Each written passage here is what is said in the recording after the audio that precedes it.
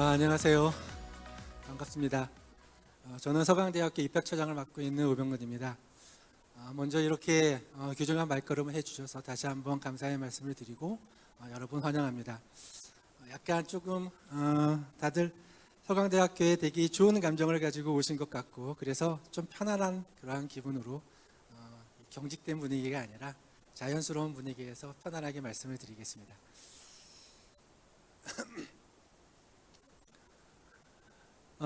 저희가 그동안에 이제 비대면 코로나 때문에 이렇게 대면으로 여러분들과 입학 설명회를 한 지가 한 4년 만에 처음 하는 겁니다. 상당히 이제 그동안 오랫동안 하지 못해서 오늘 처음으로 이렇게 귀중한 시간을 갖는 그런 와중에 곰곰이 오늘 같은 자리에서 설명회 때 인사말로 무슨 말을 하면 좋을까 곰곰이 생각해 본 결과, 제가 생각하기에는 제가 서강대학교에 입학하였을 때 무슨 생각을 하였는가, 왜 서강대학교라고 하는 대학을 제가 선택해서 입학을 하였는가, 그런 것들에 대해서 간략하게 좀 말씀을 드리는 게 나을 것 같다는 생각을 했습니다. 곰곰이 생각해 보면 대학을 선택할 때 성적이나 아니면 전공이라고 하는 것 자체가 지금이나 예전이나 상당히 중요한 그러한 어떠한 하나의 잣대가 되는 것은 분명한 사실입니다. 지금도 그렇고 옛날에도 똑같은 그러한 상황이었습니다. 근데 만약에 비슷한 입결을 가지고 있는 그룹 내에서 우리가 대학을 선택할 때 어떠한 것들을 좀 고려를 할까 곰곰이 생각해 본 결과, 그 대학의 특성이라고 하는 것 자체가 매우 중요한 요소라고 하는 것들을 제가 한번 생각을 해 보았습니다. 그 이유는 가만히 생각해 보면 대학의 색깔이라고 하는, 대학의 특징이라고 하는 것 자체가 그 대학을 다니는 대학생의 색깔을 만드는데, 색깔을 좌지우지하는 데 중요한 요소가 되기 때문에 그렇습니다. 그리고 대학과 만약에 학생과 어떠한 케미가 잘 형성이 되면 그 학생이 대학을 성공적으로 아주 재밌게 다닐 수 있는 확률이 대단히 높기 때문에 우리가 대학을 선택할 때 그 대학의 색깔이라고 하는 것 자체가 매우 중요한 요소다, 이렇게 생각을 합니다. 그래서 이야기 자체를 서강대학교가 가지고 있는 독특한 특성 같은 것들을 한 6개 정도만 좀 정리를 해서 지금 앞에 계시는 학부모님께 이제 말씀을 드리려고 생각을 하고 있습니다. 먼저 서강대학교에는 예수회에서 설립한 그러한 학교입니다. 1960년도에 미국의 리버럴 아트 칼리지에 있는 그러한 소수정예 학사 시스템을 도입을 하여서 설립한 학교입니다. 전체적으로 보면 100여 개국, 그러니까 전 세계에 있는 개국의 한 반 정도의 나라에 무려 226개의 대학을 예수회에서 설립을 하였습니다. 하지만 대한민국에서는 예수회가 설립한 유일한 학교가 서강대학교입니다. 이러한 서강대학교가 1960년대에 세웠기 때문에 지금 나이를 보면 한 63세 정도의 나이가 됩니다. 제가 서강대학교에 입학하였을 때에는 한 30살 정도의 비교적 젊은 나이의 그러한 학교입니다. 서강대학교의 구호, 예를 들어서 모든 학교에는 FM이라 그래서 부르짖는 소리들이 있습니다. 소리를 질러서 막 외치는 그러한 소리들이 있는데, 서강대학교의 구호는 청년서강이라고 합니다. 이 구호에서 가만히 보듯이 서강대학교는 정적인 학교가 아닙니다. 간혹 가다 보면 어떠한 종교적인 색채가 조금 있어서 서강대학교가 정적인 학교로 생각할 수가 있는데, 서강대학교는 정적인 학교가 아니라 동적인 학교입니다. 끊임없이 변화를 추구하고 있고요, 끊임없이 발전에 갈망하는 그러한 학교입니다. 이게 서강대학교의 첫 번째 특징입니다. 여타 리버럴 아트 칼리지처럼 서강대학교는 의대하고 예체능이 없습니다. 그리고 전체적인 구조를 보면 인문계열이 한 3분의 2 정도 되고요, 그리고 자연계열이 한 3분의 1 정도가 되는 그러한 구조를 가지고 있습니다. 캠퍼스는 지금 여기 서강대학교는 이 청년들이 많이 다니는 신촌의 중앙에 위치했다고 감히 이야기를 할 수가 있겠죠. 예전에야 중앙이라고 이야기는 할 수 없지만 지금은 지하철역들이 많이 생겼기 때문에 전체 하늘에서 한번 보게 되면 4개의 지하철역의 중간에 정확하게 위치를 하고 있습니다. 이거는 서강대학교가 신촌의 중앙에 있다, 이렇게 이야기를 그냥 가볍게 할 수 있는 거고요. 그리고 이 캠퍼스를 보면 그림에서 보는 것처럼 참 이쁜, 아담하지만 이쁜 그러한 캠퍼스를 가지고 있습니다. 두 번째 서강대학교의 특징은 작지만 강한 학교다라고 하는 이미지를 가지고 있습니다. 서강대학교는 8개의 단과 대학하고 28개의 전공으로 구성이 되어 있습니다. 대략적으로 이제 그 규모에 대해서 좀 파악하기 힘들기 때문에 다른 대학하고 조금 비교를 해보면 저기 신촌 건너편에 있는 Y대학 같은 경우에는 19개의 단과대학이 63개의 전공을 가지고 있습니다. 그리고 H대학 같은 경우에는 하나의 공과대학에 21개의 전공을 가지고 있습니다. 그런 것들과 비교하면 서강대학교의 규모는 대체적으로 조금 작죠.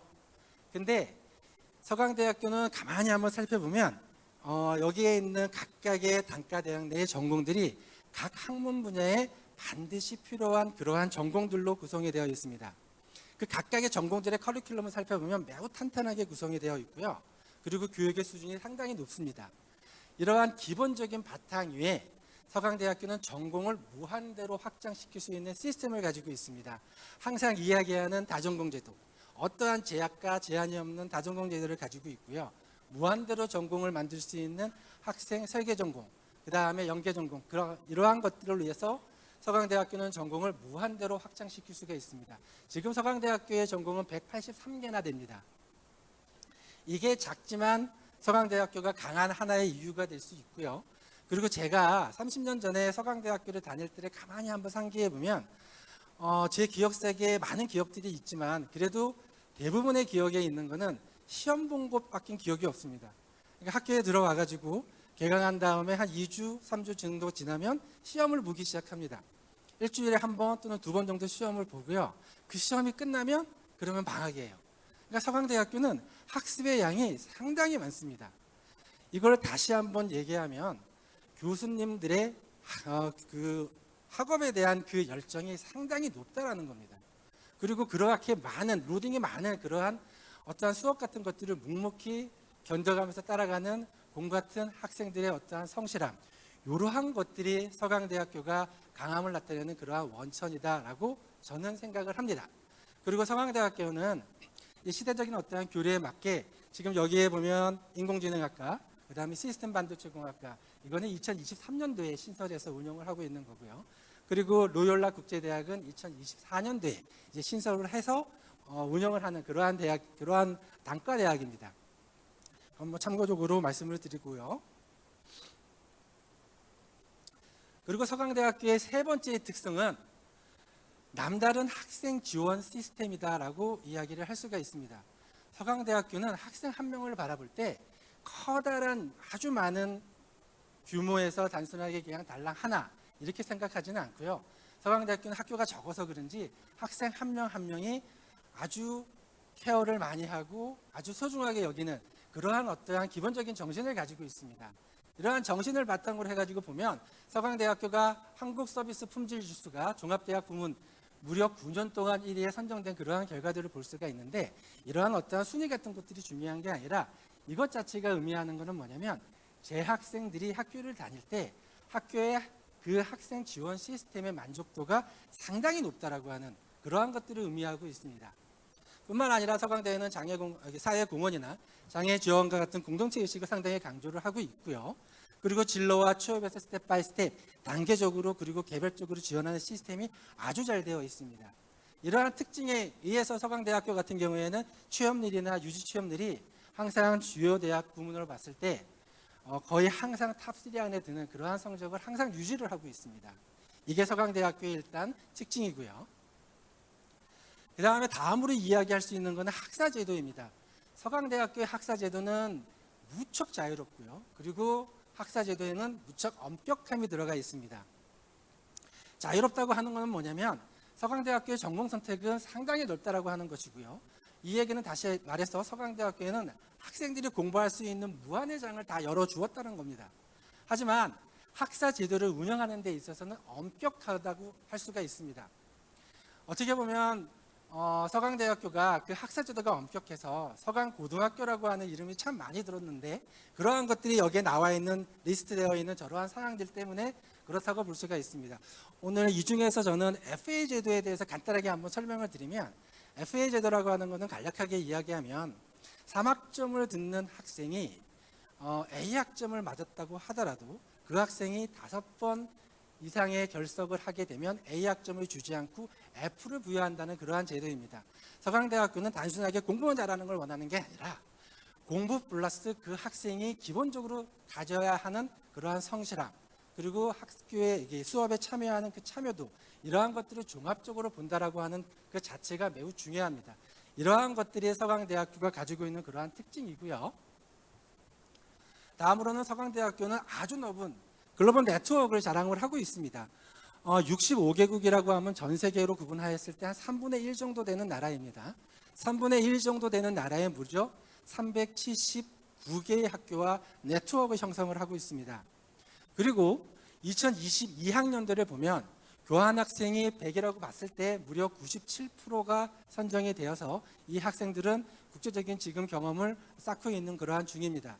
이 얘기는 뭐냐면 서강대학교는 지원을 하였을 때 어떠한 특별한 결함이 없는 한 모두 선정이 되고, 그러한 학생들은 충분한 국제적인 그러한 경험을 쌓을 수 있는 그러한 시스템을 가지고 있다는 이야기입니다.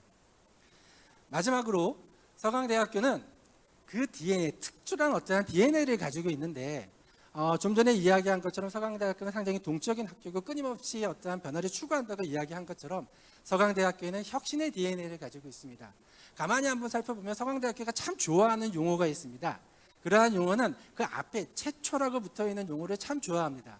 서강대학교는 우리나라에 있는 대학에서 보면 교육이면 교육, 교수면 교수, 시스템이면 시스템, 어떠한 환경, 도서관이면 도서관, 이러한 것처럼 앞에 최초라고 하는 용어가 항상 많이 붙어 있습니다.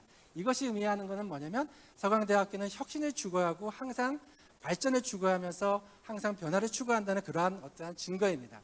지금까지 이야기한 이러한 많은 특징들이 제가 서강대학교를 그 당시에 선택을 했었던 그러한 이유들이고요. 바라컨대 이러한 서강대학교하고 그 다음에 이제 수험생들 간에 아주 케미가 아주 많이 맞아서 많은 수험생들이 서강대학교를 지원했으면 하는 게 제 바람입니다. 이제 서강대학교가 하고 이제 케미가 조금 잘 맞는 그러한 케이스를 하나만 조금 예를 들어볼까 합니다. 이름은 최주영이라고 하는 학생인데요. 이거는 뭐 이틀 전에 중앙일보의 신문에 나왔기 때문에 웬만하면은 이름을 공지를 하지 않는데 이제 신문에 나왔으니까 그냥 뭐 공지해도 될 것 같아가지고 이름을 이야기를 하고 있고요. 이 학생은 2022년도에 졸업을 했고요.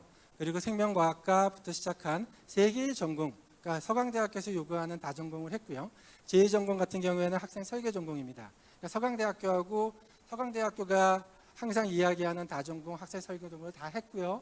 그런 다음에 서강대학교하고 케미가 아주 잘 맞아가지고 너무나 재미있게 강의를 듣고 재미있게 생활한 결과, 저 타이틀에서 보면 학부생 스스로 단독으로 논문을 냈다, 이러한 용어가 있습니다. 여기서 이야기하는 논문은 아이사이언스라고 하는 논문인데, 이 논문에 대한 수준은 관련 어떠한 논문을 가지고 판단을 하였을 때 상위 20% 안에 드는 매우 좋은 논문입니다. 그러면 논문을 낸 게 뭐 대단하다, 뭐 그렇게 대단한 일이 아니다, 뭐 여러 가지 말들이 있을 수가 있습니다. 하지만 중요하게 생각하는 것은 학생 스스로 단독으로 냈다라고 하는 게 대단히 중요합니다.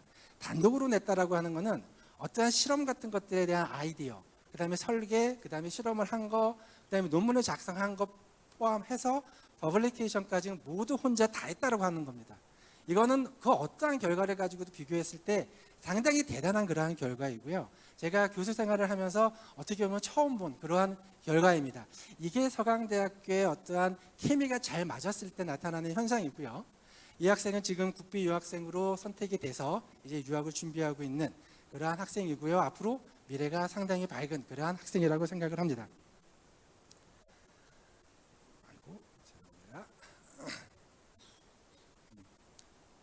마지막으로 이제 코이의 법칙에 대해서 뭐 조금 한번 언급하고 이제 제 이야기를 마칠까 합니다. 많은 분들이 잘 알고 있는 것처럼 성장하고 환경이라고 하는 걸 서로 연결지어서 이야기할 때 코이라고 하는 법칙을 참 많이 이야기를 하죠. 코이라고 하는 거는 비단 잉어에 속하는 건데, 이게 어항에서는 한 8cm 정도 그러한 크기를 자라고 있고요. 그리고 연못에서는 한 25cm 정도가 자란다고 합니다. 근데 이게 강물로 방류되면 미터 단위로 얘가 성장을 한다고 합니다. 참 이상한 그러한 물고기죠. 근데 이거는 이야기하는 게 뭐냐면 성장하고 환경이 아주 밀접하게 연관이 되어 있다라고 하는 그러한 내용입니다. 그래서 제가 바라는 것은 뭐냐면 수험생들이 서강대학교에 들어와서 서강대학교라고 하는 아주 커다란 그러한 교육의 장에서 크게 성장했으면 하는 그러한 바람을 가지고 있다. 그러한 이야기이고요. 마지막으로 미래의 서강대학교에서 새로운 닻을 올릴 수험생은 서강그대의 바람이 되리라. 이러한 바람이 되기를 서강대학교는 간절히 원하고 있습니다. 이것으로 제 이야기를 마치겠습니다. 감사합니다.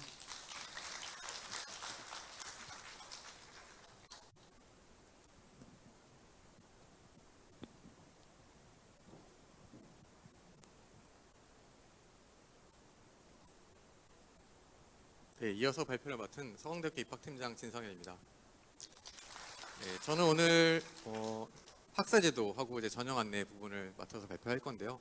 앞서서 저희 처장님께서 서강대학교의 다양한 모습들에 대해서 이미 여러 가지를 말씀해 주셨는데, 오늘 이거 하나만은 좀 기억하고 가셨으면 좋겠다 하는 부분을 제가 좀 간추려서 가져와 봤습니다. 서강대학교 하면 어떤 생각을 하시나요? 이제 저희가 흔히 우스갯소리로 서강고등학교다 이런 얘기도 하고요. 그다음에 학교가 좀 작으니까 그것을 빗대서 건대 호수에 들어간다 이런 얘기를 하는데, 사실은 건대 호수에 들어가진 않습니다. 저희가 꽤나 큽니다. 중앙대보다 큽니다. 저희가 이제 그런 우스갯소리 끝에는 항상 그런 얘기가 나오죠. 애들이 좀 성실하고 너무 공부만 하는 것 같다 그런 얘기를 하시죠. 근데 이제 앞서 말씀드렸던 저희 처장님이 말씀해주신 그런 학사 제도의 분위기라든지 그런 곳에서 오는 이유가 아닐까라고 생각을 합니다. 학생들이 그러면 왜 그렇게 열심히 공부를 하고 있느냐? 저희가 그만큼 공부할 수 있는 기회를 많이 주기 때문입니다. 저희가 다전공 제도를 무려 1975년부터 실시를 하고 있는데요. 저희 학교가 1960년도에 개교한 것을 생각해 보면은 굉장히 이른 시기에 학문적 벽을 허무는 굉장한 실험을 시도한 거죠. 이러한 실험들이 굉장히 이제 안착이 되어서 지금은 굉장히 많은 학생들이 다전공을 활용하고 있습니다. 저희 학교의 다전공의 특징이라고 하면은 또 이 세 가지를 들 수 있는데요. 계열, 학점, 정원의 제한이 없다라는 겁니다. 보통 다른 학교에서도 요즘은 이제 복수 전공을 다들 하세요. 근데 많은 학교들이 여러 가지 이유로 인해서 제한을 둡니다. 특히 이제 공과대학으로 들어왔는데 인문계열 전공을 다전공을 할 거야? 안 된다. 이런 학교들 굉장히 많죠. 저희는 그것도 가능하다라는 거고요. 그다음에 학점의 제한. 공부를 어느 정도 하지 않으면 너는 다전공을 할 수 없어. 이런 학교들도 굉장히 많습니다. 하지만 저희는 학점이 2.0이 나올지언정 학생이 원한다면 원하는 전공을 이수할 수 있게 해주고 있습니다. 또 이제 정원의 문제인데요. 정원의 문제도 이전공 학생들을 받아들일 수 있는 어떤 한계가 있겠죠. 학생들의 교수님들의 수업할 수 있는 여건도 그렇고 여러 가지 어려움이 있겠지만, 저희 학교 같은 경우는 워낙 오래됐습니다. 1975년부터 이미 다전공을 많이 했기 때문에 인기가 있는 학과들, 예를 들어서 경영학과라든지 컴퓨터공학과 이런 학과들에서 본인 그 1전공 학생보다 많은 수의 2전공 학생들을 소화할 수 있는 능력을 이미 가지고 있고 이미 많은 학생들이 다전공을 활용해서 졸업까지 이루고 있습니다. 다전공 비율을 한번 보면요. 이제 국제인문학부 학생 같은 경우에는 거의 90%, 아까 앞에서 보셨던 편인데, 이제 밑에 가 보시면 경영학부나 공학부는 그렇게 다전공을 많이 하고 있지는 않죠. 이거는 이제 공학부 안에서 다전공을 할 필요가 없을 정도로 이제 수업을 많이 하기도 하지만, 이제 좀 더 대학 다음을 생각하시면 좀 더 쉬울 것 같아요. 대학을 나오시면 자연스럽게 취업을 하셔야 되겠죠.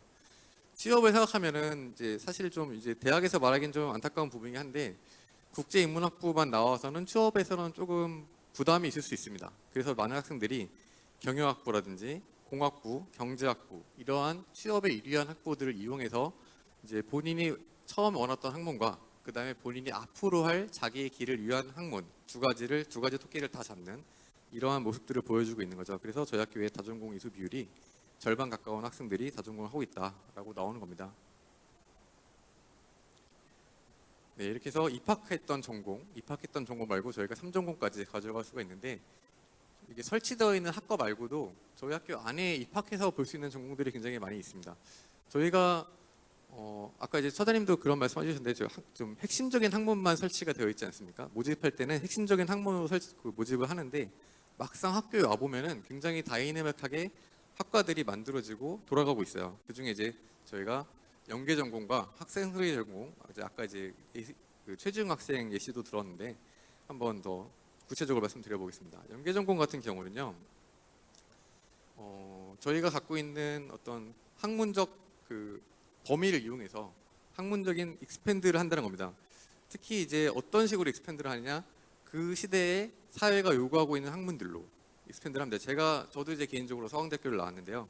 제가 90년대 중반에 서강대학교를 다닐 때 저는 이제 사회과학부 쪽이었는데 그 정치, 경제, 철학이 굉장히 히트하고 있었어요. 학생들 사이에서 이 PEP라고 그때는 불렀었는데 정치, 경제, 철학을 해야 되지 않겠냐. 대학에 왔으면 이 정도 학문의 수준은 누려야 된다. 이런 얘기를 해서 이제 많은 공부를 잘하는 친구들이, 저는 아니었지만 이 전공을 했던 기억이 나네요.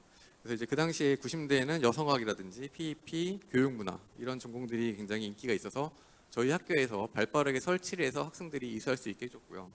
그 뒤로 2000년대 넘어오면서는 스포츠 미디어라든지 빅데이터 사이언스, 인공지능 이런 이제 또 인기 있는 학과들 제공을 하고 있었고, 인공지능 같은 경우는 심지어 이제 작년부터는 아예 모집 정원으로 더 승격이 되기도 했죠. 그리고 이제 최근에는 굉장히 많은 학생들이 융합 소프트웨어라든지 스타트업, 창업 쪽이죠. 이런 분야에 관심이 많이 있습니다. 그래서 학생들이 관심이 많이 있고 사회가 요구하고 있는 분야에 대해서 저희들이 학교 안에서 발빠르게 연계 전공으로 제공을 해드리고 있다라는 점이고요. 그리고 이제 앞서 이제 최지영 학생 같은 케이스도 마찬가지인데, 요즘 학생들이 굉장히 진취적이고 자기주도적이에요. 본인이 원하는 것을 정확히 알고 있는 학생들이 굉장히 많이 있습니다. 그랬을 경우에 자기가 입학한 전공 또는 연계 전공에서도 본인의 흥미 분야를 못 찾고 있는 경우가 있습니다. 그랬을 경우에는 저희가 너희들이 직접 만들어 봐라.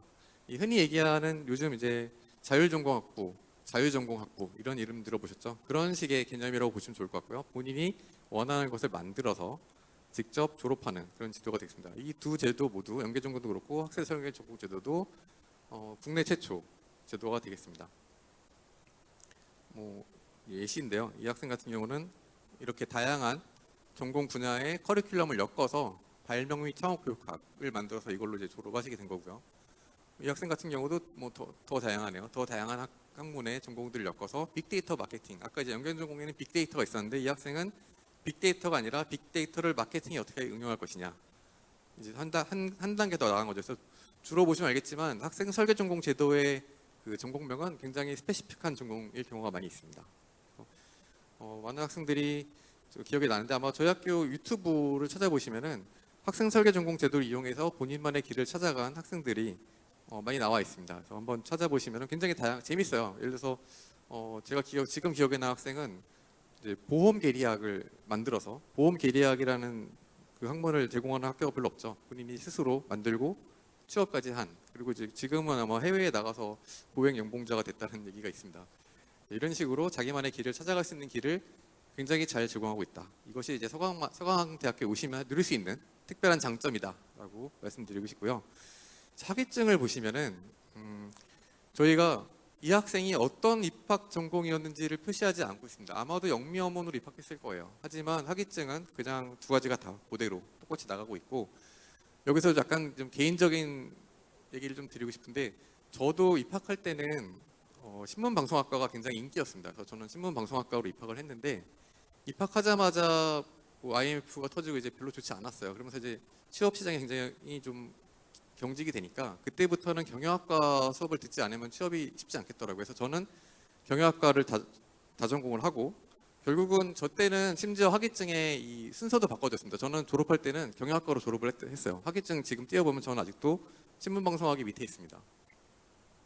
그래서 이제 저는 그런 학위증을 가지고 국내의 대기업에, 그 당시에 대기업에 취업을 했었고요. 그만큼 이 말씀을 드리는 이유는 저희 학교의 이런 다전공 제도라든지 다전공의 수준에 대해서 국내의 기업들이 이미 인정하고 있다는 겁니다. 제가 취업했을 때가 2000년대 초반이기 때문에 벌써 지금부터 20년 전이죠. 그 옛날에도 국내의 국내의 기업들이 서강대학교의 다전공 제도에 대해서 잘 알고 있고 인정하고 있었다.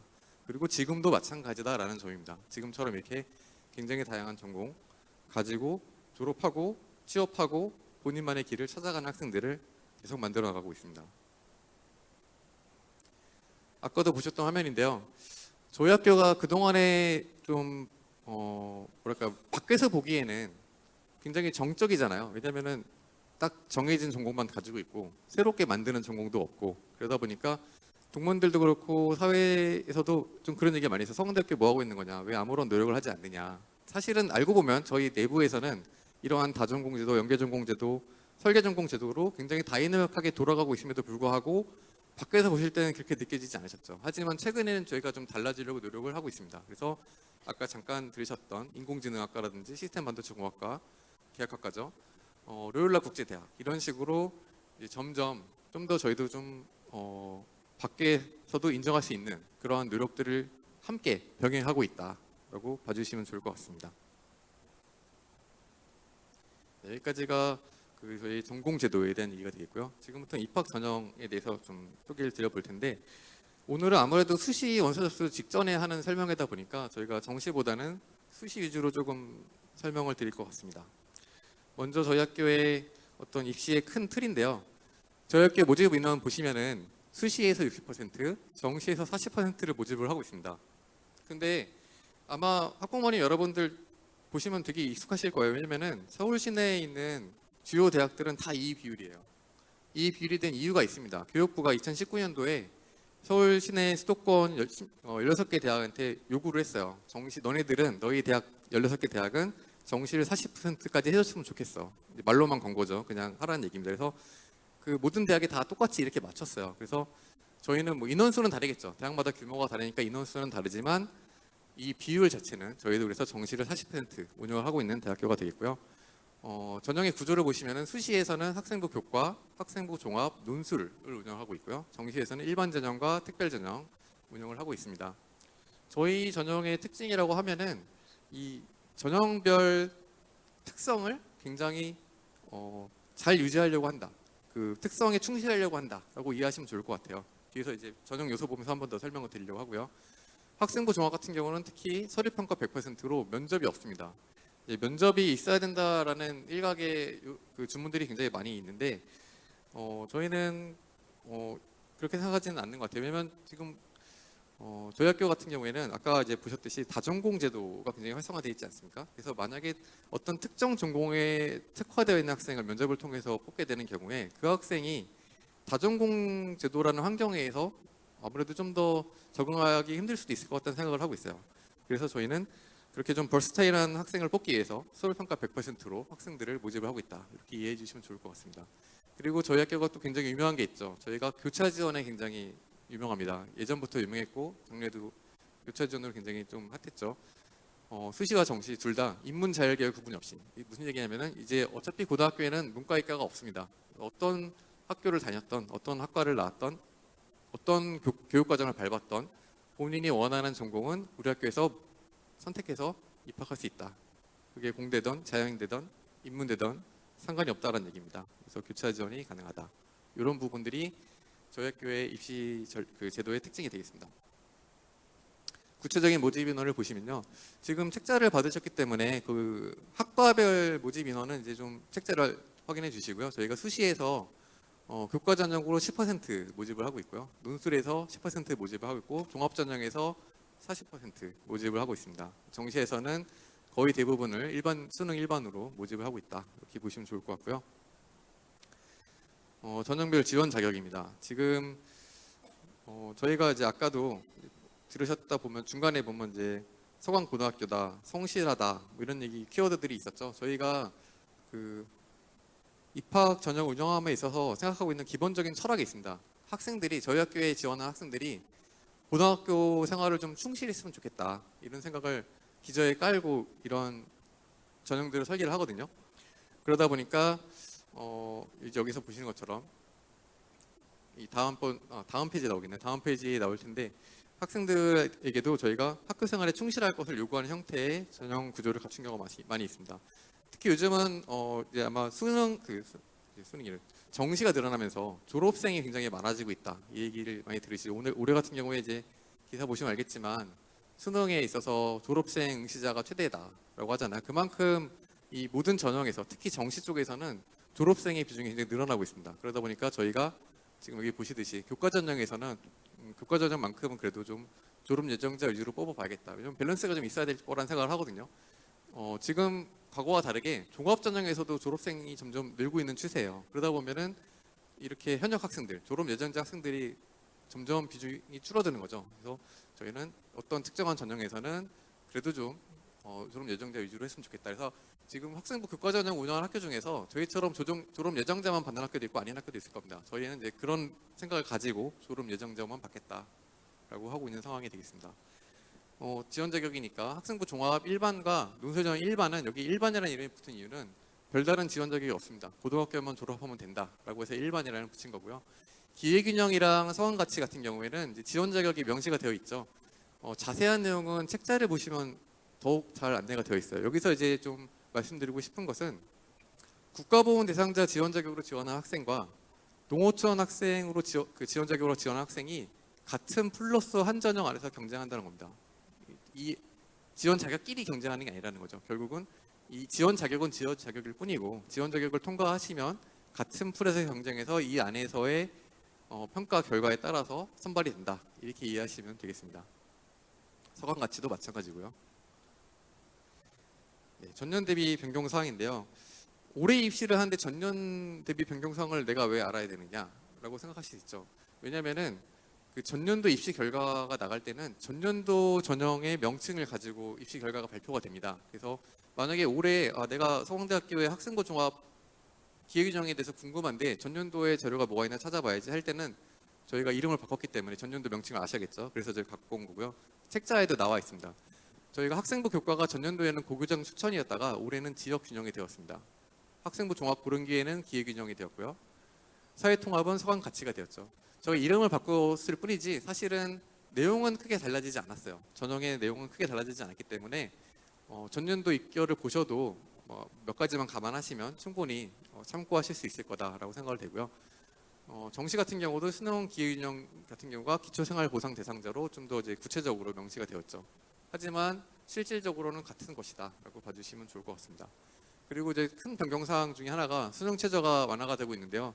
수능 최저 완화 같은 경우에는 저희 학교만 하고 있는 정책은 아닙니다. 지금 서울 시내에 많은 대학들이 수능 최저 학력 기준을 완화하고 있고, 이제 이거는 이제 학력 인구가 주는 상황도 있고요. 그다음에 학생들의 학업 수준도 있고 여러 가지를 보면서 완화를 하는데, 이 중에서 좀 눈여겨볼 부분은 학생부 교과 전형에서의 완화입니다. 학생부 교과 전형 같은 경우는 저희가 2년 전에 처음 시작할 때와 전년도 그리고 올해가 이 수능 최저 학력 기준이 다른데요. 수능 최저가 달라지면 지원할 수 있는 학생들의 풀이 조금 달라지는 것 같습니다. 그래서 전년보다 이 수능 최저가 완화됐으니까 올해는 좀 더 많은 학생들이 지원하지 않을까라고 생각을 하고 있습니다. 그런 부분을 감안해서 입시 지원 전략을 짜시면 좋을 것 같아요. 이런 지원 전략에 관련된 부분은 다음 파트에서 또 말씀을 드리겠습니다. 네, 전형별 요소인데요.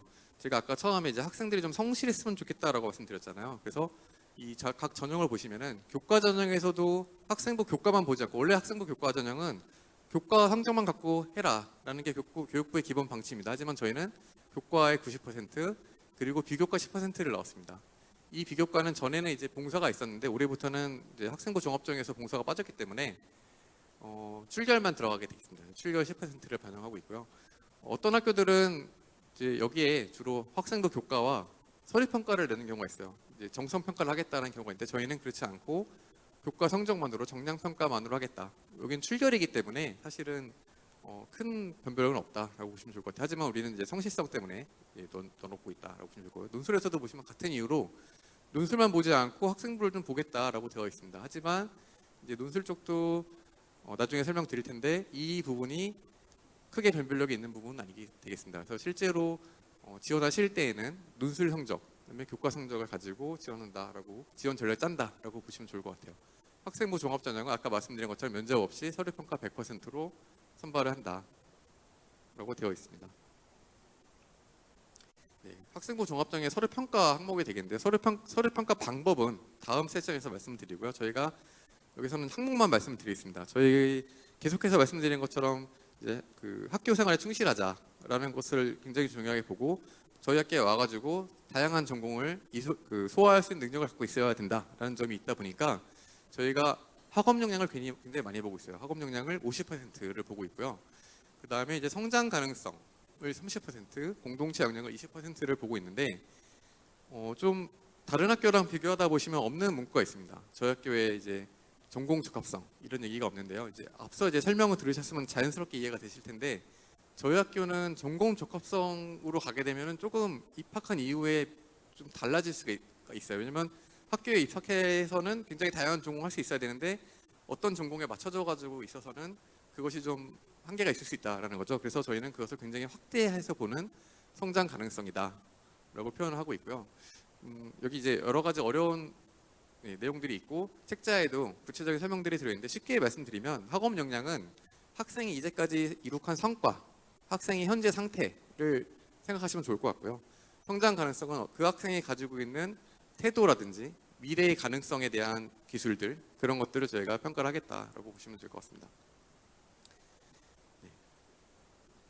그리고 이제 논술은 나중에 따로 별도로 말씀드리는 걸로 하고요. 정시로 한번 넘어가 보겠습니다. 정시는 저희가 올해까지 계속해서 나군에서 전체 모집을 하고 있고요. 좀 특이한 점이 있죠. 저희 학교는 탐구를 굉장히 적게 보는 학교 중에 하나입니다. 탐구를 0.6%, 0.6배, 1.3배, 1.1배 이렇게 반영하고 있죠. 그래서 그러다 보니까 작년 같은 경우에 탐구가 굉장히 어렵게 나왔잖아요. 그래서 소위 이제 탐망했다 하는 학생들이 굉장히 저희 학교에 대거 지원을 했습니다. 그래서 작년같이 공부를 잘하는 학생들이 탐구가 어렵게 나오는 바람에 탐구에서의 문제가 생기니까 지원을 많이 하는 경우, 작년처럼 저희가 이제 입결이 굉장히 이제 올라가는 이런 상태가 나타날 수가 있게 되겠죠. 그래서 사실은 학교마다 저희 학교만 있는 게 아니라 학교마다 이렇게 반영 비율이 굉장히 다 상이하기 때문에 그 해의 수능의 어떤 기조라든지 결과가 굉장히 중요할 것 같아요. 그래서 정시 같은 경우는 아직 이제 뭐 시작도 안 했겠지만 정시에 나중에 결과를 받아보시게 되면은 수험생의 그 결과가 어떤 학교에 의뢰할 것이냐를 보시면서 지원을 하시면 좋을 것 같습니다. 네, 저희 학교는 특징이 수학과 국어가 굉장히 중요하다, 이렇게 이해를 해주시면 좋을 것 같습니다. 밑에 보시면은 이제 가산점 얘기가 있는데요. 이 가산점은 사실 학부를 가를 만큼의 영향력이 있지는 않습니다. 그냥 추합 1차 학생이 추첨된다거나 추합 5차 학생이 4차가 된다거나 이런 식의 한 단계 업그레이드 되는 정도다 라고만 이해하시면 좋을 것 같습니다. 그리고 특별 전형이 있는데 특별 전형은 이제 지원 자격이 있는 경우에 대해서 이해하는 거기 때문에 여기서는 특별히 이제 더 이상 말씀을 안 드리도록 하겠습니다. 그러면 여기까지 제가 같은 부분 넘기고요. 이제부터는 이제 오늘의 하이라이트 전형 분석 및 지원 전략에 대해서 저희 학교 강경진 책임 입학사정관이 발표를 해주시겠습니다.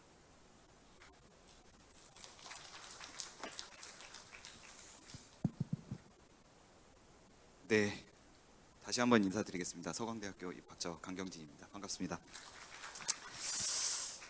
실로 이렇게 오프라인으로 학부모님들 뵙는 게 한 4년 만인 것 같아요. 2019년 20학년도 입시 때 하고 그다음 코로나로 이런 자리를 계속 못 가졌었는데 지난 몇 년간은 혹시 유튜브 보셨는지는 모르겠지만 똑같은 거를 유튜브에서 계속 제가 3년간 찍었긴 했거든요. 예. 그때 그 당시의 이야기들에 좀 이어지는 부분들도 같이 이제 곁들여서 말씀을 드릴 부분이기 때문에 지금 이제 전형 분석, 지원 전략 이런 얘기들을 지금 담아왔는데 지금 고민 많이 있으실 거예요. 게다가 올해 입시가 작년하고 달라진 부분들이 제법 있는 상황이고 또 대학마다도 많이 바꾼 부분들이 있는데 그런 부분 관련해서 같이 좀 이야기를 나누도록 하겠습니다.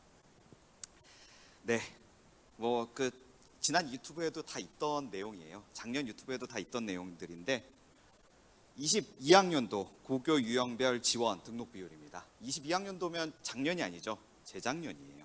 재작년 학생들의 고교 유형별 그건데 이거는 지금 현재 작년 파이널 설명의 유튜브 내용에도 있던 그 PT입니다. 보시는 바와 같이 저희 서강대학교의 전체적인 구성에 있어서 수시 정시에서 일반고 학생들의 지원 비율 그리고 이 입학한 비율이 한 65% 정도 구성되어 있어요. 그리고 특목고 학생들이 약 한 10% 정도, 자율고 학생들이 20% 정도 이렇게 구성돼서 서강대학교 학생들이 지원하고 입학하는 구조를 가지고 있습니다. 보시면 아시겠지만 그냥 얼추 지원 대비 입학을 애들이 하고 있어요. 근데 이게 전형 유형별로 봤을 때는 약간 상이한 부분들이 발생을 하는데 보시는 바와 같이 학생부 종합전형을 보게 되면 일반고 비율의 지원이 조금은 떨어집니다. 지금 현재 57%, 69% 이 정도로 지금 현재 지원하고 입학하고 특목고 학생들은 이거부 대비했을 때 2배 정도 높아서 한 20% 정도 지원하고 24% 정도 입학하는 구조가 되는데 자율고는 또 떨어져요. 네, 한 15% 정도로 지원하고 입학하는 형태가 되는데 보시는 바와 같이 논술 전형은 또 그와 다르게 이 위에 보시는 수시 정시하고 비슷한 형태의 그런 구성을 보이고 있습니다. 이게 이제 어떤 부분이냐, 학생부 종합전형의 특성에 대해서 그리고 서강대학교가 갖고 있는 부분들도 좀 생각을 해주셔야 되는데, 자, 이거는 이제 일단 재작년 기록이지 않습니까? 그럼 작년에는 어땠는지 일단 보고 말씀을 드릴게요. 이게 이제 작년입니다. 수시 정시를 놓고 봤을 때, 네, 수시 정시는 보시는 바와 같이 22학, 그러니까 그 전년도하고 비교했을 때 얼추 비슷해요. 조금 차이가 있다면 일반고가 조금 늘었고 자율고가 조금 줄었다. 요 정도가 어떻게 보면 작년 올해 입학한 애들과 작년에 입학한 애들의 약간의 차이이고, 학생부 종합전형을 보시게 되면 앞서 보셨을 때하고 요 특목고 같은 경우 거의 비슷해요. 근데 앞서 일반고가 59%, 57%요 정도였지 않습니까? 작년에 처음으로 60% 벽을 넘어서 버렸어요. 그러니까 일반고 학생들의 지금 현재 학종에서의 지원과 입학이 조금씩 미묘하지만 해마다 계속 늘어오는 게 지금 현재의 특성입니다. 그리고 논술 전형 같은 경우 보시는 것 같이 이거 이제 비슷한 상황인데, 여기서 한 가지 지금 먼저 말씀을 드리면 학생부 종합 전형의 특성이 무엇이냐? 대표적인 것 중에 하나가 결국은 지금 가장 큰 차이가 특목고 학생들의 비율이지 않았습니까? 특목고 학생들의 좀 특징 중에 하나가 학부모님들 머릿속에 지금 생각하는 부분 중에 특목고 학생들은 정시로 애들 많이 가는 거 아니야? 막 이런 생각들을 많이 하실 거예요. 근데 요새 특목고 중에 정시로 가는 특목고가 생각보다 많지는 않아요. 다 학생부 종합 위주로 가고 있고, 학생부 종합 전형에 어떻게 보면 그 학교들도, 그러니까 지금 여기 계신 학부모님들께서도 우리 애도 특종으로 가야 돼 이 생각하겠지만 특목고에 있는 여러 학생들도 똑같은 생각을 적극적으로 하고 있어요. 그거는 서강대뿐만이 아니라 서강대학교하고 같이 경쟁하는 학교들은 다 비슷한 상황인데, 그 학교들이 그러면 극단적으로 많이 막 입학하고 있냐? 그렇진 않아요. 그 학생들도 수없이 많이 쓰고 있고 수없이, 그러니까 모든 고교 유형의 종별의 학생들이 서강대 입장에서 놓고 보면 상당히 많이 지원하고 있고 상당히 많이 같이 떨어지고 있는 거예요. 어떤 특정 유형만이 더 유리하다라고 생각하실 필요는 없고, 지금 현재 보시면 여기 학생부 종합과 논술을 말씀드렸는데 작년 통계에 없었던 거를 올해 하나를 더 공개를 좀 해드리려고 해요. 바로 수능 전형입니다. 아까 제가 말씀드린 것 같이 수능 전형에서 보시는 바와 같이 특목고 학생들의 비율, 지원과 입학이 어느 정도인지 한 번도 보신 적은 없으실지도 모르겠어요. 어떻게 보면 특목고 학생들이 얼마만큼 학생부 종합 전형에 지금 현재 적극적으로 하고 있는지, 이런 부분들, 이거는 자기들의 준비의 여하에 따라서 이제 가는 부분이기도 하겠지만, 오히려 여기서 보시면 지금 전체적인 평균보다 자율고는 늘고 있고 특목고는 줄었고 일반고는 좀 늘었고, 이런 부분들이 지금 전체적으로 나타나는 패턴인데 이게 서강대학교만의 특징은 아니에요. 아마 다른 대학에서도 같은 것들을 막 발표하는 것들 보시면 얼추 비슷한 것들을 보실 수 있으실 겁니다. 왜? 고등학교 학생들은 다 비슷한 패턴으로 지원을 하고 있다라는 건데, 저 여기서 제일 중요한 건 뭐냐? 제가 아까 말씀드린 것 같이 학생부 종합전형이 어떤 특별한 종별을 위해서 존재하지 않는다는 것만큼은 기억을 해주세요. 모든 학생들한테, 저희 서강대학교에서 가장 중요하게 생각하는 거, 다전공 얘기하고 막 이런 얘기들 할 때 결국은 이 이면 속에는 제일 중요한 게 뭐냐? 다양성이라는 측면이거든요. 그러니까 다양한 학생들이 결국은 대학에 와서 같이 어우러지고 그 학생들끼리 서로 이야기 나누는 것들, 그리고 같이 경쟁하는 것들이 중요하기 때문에 한 유형이 서강대학교가 이렇게 지배하는 것들을 저희는 원하는 게 아니고, 결국은 지원한 대로 어느 정도 밸런스 있게 학생들이 합격할 수 있는 그런 이제 균형감을 갖기 위해서 대학 스스로도 계속 노력하고 있다라는 것들을 좀 기억을 해주시면 좋을 것 같습니다. 자, 작년 PT에는 없던 한 가지를 더 말씀을 드리겠습니다. 어떻게 보면 앞서 저희 팀장님께서 이야기를 주셨던 부분인데, 이거는 지금 서강대학교 역시 마찬가지로 서강대학교뿐만 아니라 서강대학교와 같이 경쟁하는 대학들이 지금 비슷하게 안고 있는 문제고, 이거는 신문 기사에서도 보실 수 있으실 건데 사회적인 문제로까지도 좀 이야기되는 부분이긴 합니다. 교과 전형, 저희 졸업 예정자로 아예 한정해놨으니까 당연히 현역 학생들 100%밖에 들어올 수가 없었겠죠. 근데 지금 종합전형 보시면 지금 종합전형의 졸업생 비율이 지원으로 놓고 봤을 때 30% 정도까지 지금 많이 늘어난 상황입니다. 근데 저희가 이거 늘어난 부분에 대해서 조금 생각을 해보면 여러 가지가 있어요. 서강대학교가 올해 지금 이제 학생부 종합전형 지원하는 데 있어서 가장 큰 특징, 그러니까 서강대뿐만 아니라 모든 대학을 기준으로 봤을 때 가장 큰 특징이 뭔가요? 자기소개서 폐지죠.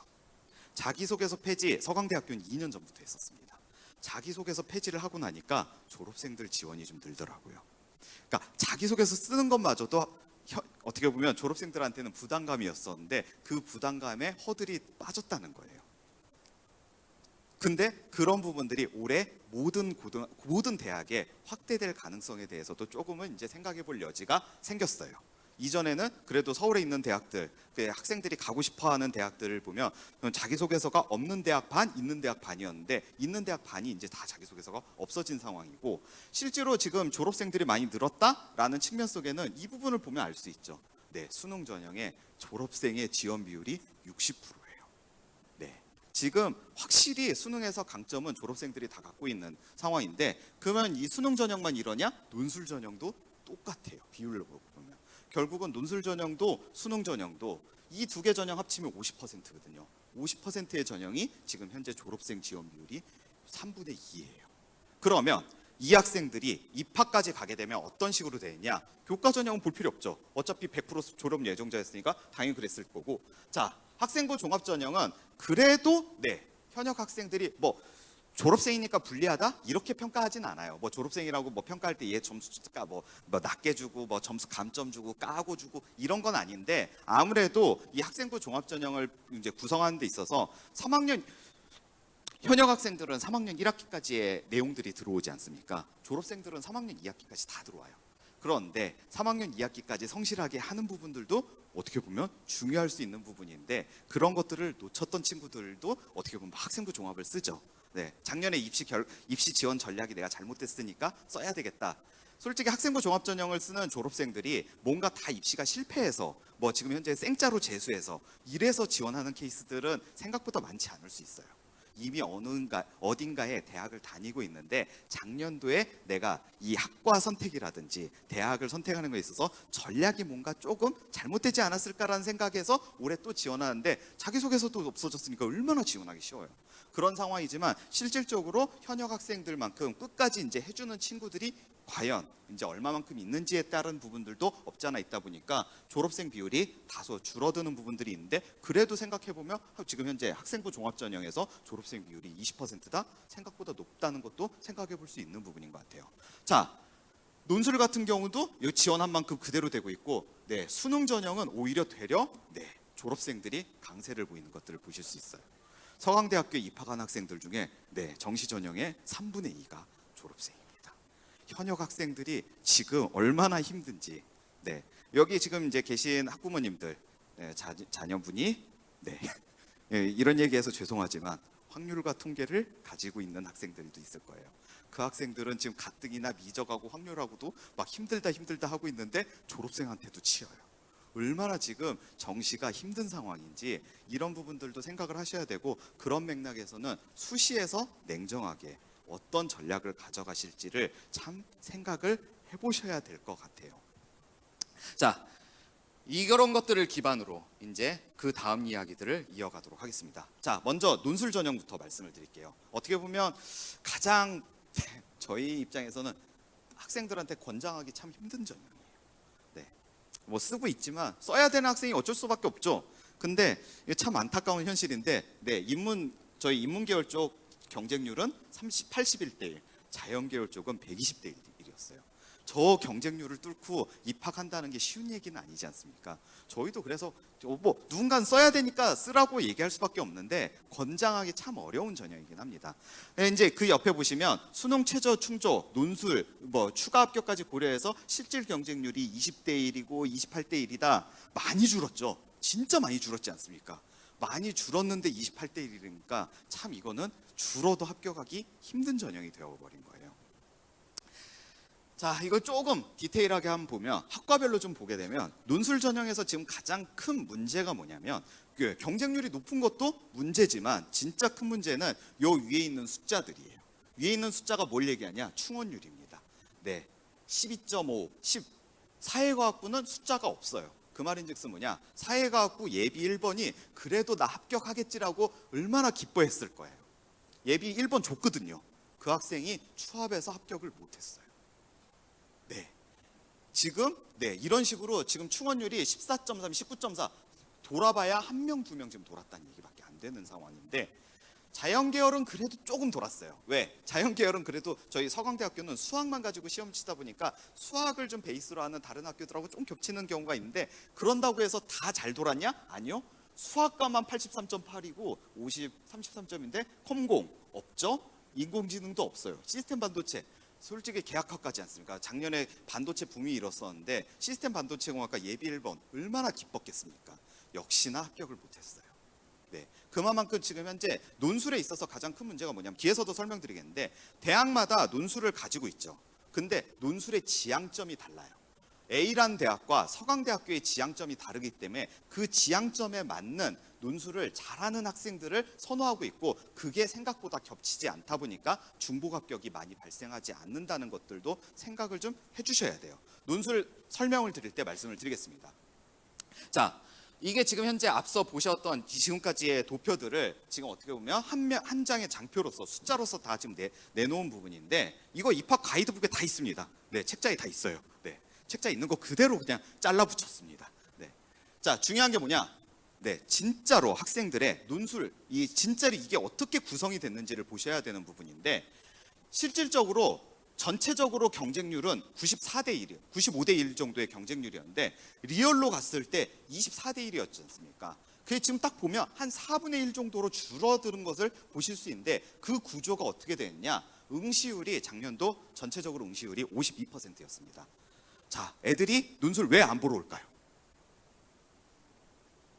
네, 수능 최저 못 맞춰서요? 자, 아까 졸업생 비율 보여드렸죠. 졸업생과 현역 비율 보여드렸는데 논술 전형하고 가장 유사한 전형이 뭐였어요? 정시죠. 그러면 이 학생들이 왜 안 왔겠어요? 수능 최저를 못 맞췄다는 그런 부정적인 생각만 하시면 안 돼요. 긍정적인 생각을 하셔야 되는데, 실질적으로는 수능이 진짜 잘 나온 애들이 제법 많아요. 게다가 지금 정시의 비율이 너무 커져 있다 보니까 정시로 가야지라는 생각하는 애들이, 솔직히 나 온리 정시야, 솔직히 수시에 쓸 게 뭐가 있어요? 논술밖에 쓸 게 없잖아요. 그러니까 그런 애들이 논술을 대거 쓰고 있단 말이에요. 그리고 이제 딱 계산해 보니까 나 정시로 갈 것 같아. 그러면 그 학생들이 논술을 보러 오지 않는다는 거예요. 물론 부정적인 애들도 있겠죠. 하지만 긍정적인 애들이 지금 더 많다는 것들도 생각을 하셔야 되고, 그래서 논술 응시율이 52%고, 그러면 논술 보러 온 애들은 다 어떤 애들이냐? 논술 보러 온 애들은 다 어떤 애들이냐? 수능이 까리한 애들이에요. 아리까리하니까 일단은 그렇지, 가서 논술을 보고 수능 최저 맞추고 그럼 합격하면 나는 땡큐, 이 생각을 하는데, 그러다 보니까 이 학생들의 수능 최저 충족률은 떨어질 수밖에 없죠. 왜? 간당간당한 애들이 오지 수능 잘 본 애가 논술 보러 안 오죠. 납치되는데 그거 뭐하러 오겠습니까? 물론 눈높이에 있는 대학이었으면 보러 갈 거예요, 적극적으로. 하지만 논술의 속성 자체가 그렇진 않다는 건데, 그 학생들의 최저 충족률은 59%였습니다. 그리고 이제 충원율이 아까 이제 쭉 이렇게 보여드렸자면 평균 22.3%이기 때문에 이거를 다 곱해서 계산을 해보면 25%가 나와요. 네, 그냥 이건 산술적으로 그냥 계산해 보시면 나오는데 25%가 나오기 때문에 그 구조는 변하지 않아요. 근데 올해 이제 하나 변한 게 있죠. 저희 논술 전형에서 변화점이 최저가 완화됐지 않습니까? 자, 완화가 되면 저희가 시뮬레이션 상으로 봤을 때 이 부분이 변할 거지 않습니까? 59%, 이게 어느 정도로 변할 거냐? 한 60% 중반대까지 변할 것 같아요. 한 65? 요 정도로 저희가 예상을 하고 있고, 그러면 실질 경쟁률이 얼마나 늘까? 네, 그래봐야 30% 정도밖에 되진 않습니다. 그러니까 그 말인즉슨 뭐냐? 수능 최저의 완화가 생각보다 대세에는 많은 영향을 주지 않는데, 누군가는 구제되는 역할은 될 수 있을 것 같아요. 특히나 인문 계열 지원을 희망하는 확률과 통계를 쥐고 있는 학생들, 지금 수학에서 등급이 일단은 1등급에서 별로 없죠. 1등급의 지금 구성 비율 중에 약 한 9%, 10% 정도가 확률과 통계라고 얘기하는데 90%가 지금 현재 미적 기하를 쥐고 있는 애들이지 않습니까?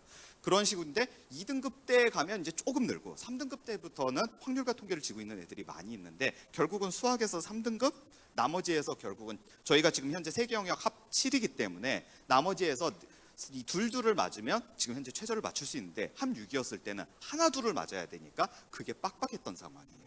그런 맥락에서는 조금 소위 얘기해서 지금 수능 준비가 재수생만큼 돼 있지 않은 현역 학생들한테는 의외로 최저를 또 맞출 수 있는 아주 아슬아슬한 경계를 만들어주는 게 합 6에서 합 7에서의 변화이기 때문에 이 지점까지는 생각을 좀 해주시면 좋을 것 같아요. 네, 그다음 논술에서 지금 현재 교과를 저희가 반영하고 있지 않습니까? 뭐 교과표 지금 현재 공개되어 있고 막 그런데 실질적으로 그 얘기만 이게 실질적으로 뭐 이렇게 공개되어 있지만 분명히 저희가 8.75등급이면 96점이고 1등급이면 100점, 4점밖에 차이 안 내고 논술이 800점이란 말이에요. 그런데도 불구하고 계속 질문은 뭐냐? 교과의 영향력이 도대체 얼마나 되냐? 막 이런 얘기 하시는데 그냥 이게 저희 논술 등록한 학생들의 내신 분포입니다. 그냥 대놓고 이제 보여드리는 건데 보시는 것 같이 3, 4등급의 학생들이 지금 거의 30, 60% 정도 구성하고 있고 심지어 7등급대 학생들까지도 논술 합격한 케이스가 있어요. 3, 4등급이 이렇게 많은 이유는 그냥 3, 4등급대 학생이 많아요. 지원자에 있어서도 3, 4등급대 학생들이 많이 있고 그래도 좀 냉정하게 얘기해서 논술이 아무리 교과를 지금 뭐 반영 자체가 실질적으로 많이 안 된다라고 말씀을 드렸지만 그래도 공부를 어느 정도 해야 논술을 쓰는 거는 사실이지 않습니까? 그러다 보니까 그 경계 지점이 대충 요 정도 되다 보니까 학생들이 이렇게 쓰고 있는 거지 실질적으로 그냥 뽑아보니까 이런 거지 이 학생들한테 유리하다 이렇게 생각하실 필요는 없고 논술에서 교과의 영향력은 동점자를 처리하는 기준이다 정도로 이해를 하시면 될 것 같아요. 네, 영향력이 진짜 없습니다. 자, 논술 전형에서 제가 아까 말씀드린 것 같이 대학마다 지금 현재 지향점이 다르다라고 이제 말씀을 드렸는데 그 지향점에 대해서 조금은 오늘 이해하는 자리라고 생각을 해주시면 좋을 것 같습니다. 자, 인문계열 논술부터 이제 좀 설명을 드릴 텐데 저희 인문계열 논술은 100분 동안 이런 문제를 2문제를 푸시게 될 거예요. 자, 문제는 이래요. 가의 이론적 배경을 나를 통해 간략히 설명하고 다와 라를 참고해 문제의 원인을 분석하시오. 이런 문제의 해결 방안을 마와 바의 입장을 반영하여 각각 추론하시오. 저게 한 문제예요. 자, 서강대학교 논술, 인문계열 논술의 가장 큰 특징은 뭐냐? 여기 문제에서 보시면 아시겠지만 가, 나, 다, 라, 마, 바 지문의 개수가 좀 많아요. 그래도 좀 몇 년 전에 대비했을 때 이 몇 년 전에는 지문 길이도 길었는데 지문 길이는 좀 줄었습니다. 여튼 지문의 개수가 좀 많다 보니까 지문의 개수가 많다. 이 이면 속을 좀 생각을 하셔야 되는데 지문과 지문과의 연계성을 잘 파악하는 능력이 필요하다예요. 그 부분을 생각을 하셔야 되는데 자, 문제가 이렇게 되어 있었지 않습니까? 자, 첫 번째로 뭐냐? 실제로 문제에 대한 답을 얼마나 잘 썼는지를 평가하겠다라고 했는데 여기 보시는 것 같이 가의 이론적 배경을 나를 통해 간략히 설명하고 이게 하나의 문제였던 거예요. 그다음 다와 라를 참고해 문제의 원인을 분석하시오. 그럼 그게 또 하나의 문제고 이러한 문제의 해결 방안을 마와 바의 입장을 반영하여 각각 추론하는 게 하나의 문제인데 이거를 100분 동안 이 한 문제를 800에서 1000자의 그냥 평균 900자라고 얘기하시죠. 900자의 내용으로 써야 돼요. 그러면 각각 밸런스 있게 300자씩 쓴다라고 생각하면 이미 개요가 서버리는 거예요. 그렇죠? 이거를 저희는 지금 현재 부분 점수로서 다 구성화돼 있고 이미 어느 정도 구조화된 답을 저희는 요구하고 있다라는 게 저희 인문계열 논술의 특징이라고 봐주시면 좋을 것 같아요. 자, 그다음 지문의 개수가 많기 때문에 여기 지금 보시는 것 같이 문제와 지시문과의 관계를 빠르고 정확하게 이해하는 것이 중요하다라고 얘기했는데 가의 이론적 배경을 나를 통해 설명하라라고 돼 있어요. 그러면 가를 읽을 때 뭐를 베이스로 읽으셔야 돼요? 나를 베이스로 가를 읽어야 되는 거지 않습니까? 자기 맘대로 읽는 게 아니에요. 저희는 이미 그것들을 다 뭐를 베이스로 읽어야 되는지를 구조화시킨 거고 그다음 다와 라를 참고해 문제의 원인을 분석하라고 했으니까 가를 읽을 때 나도 생각해야지만 그 위에 다와 라를 또 생각을 해야 되는 거예요. 그러니까 우리가 원하는 거는 바로 문제를 우리의 의도대로 구조적으로 읽을 수 있느냐 그리고 거기에 따라서 해석을 하고 그거를 논리적으로 쓸 수 있느냐 그게 지금 우리가 원하는 기술인 거예요.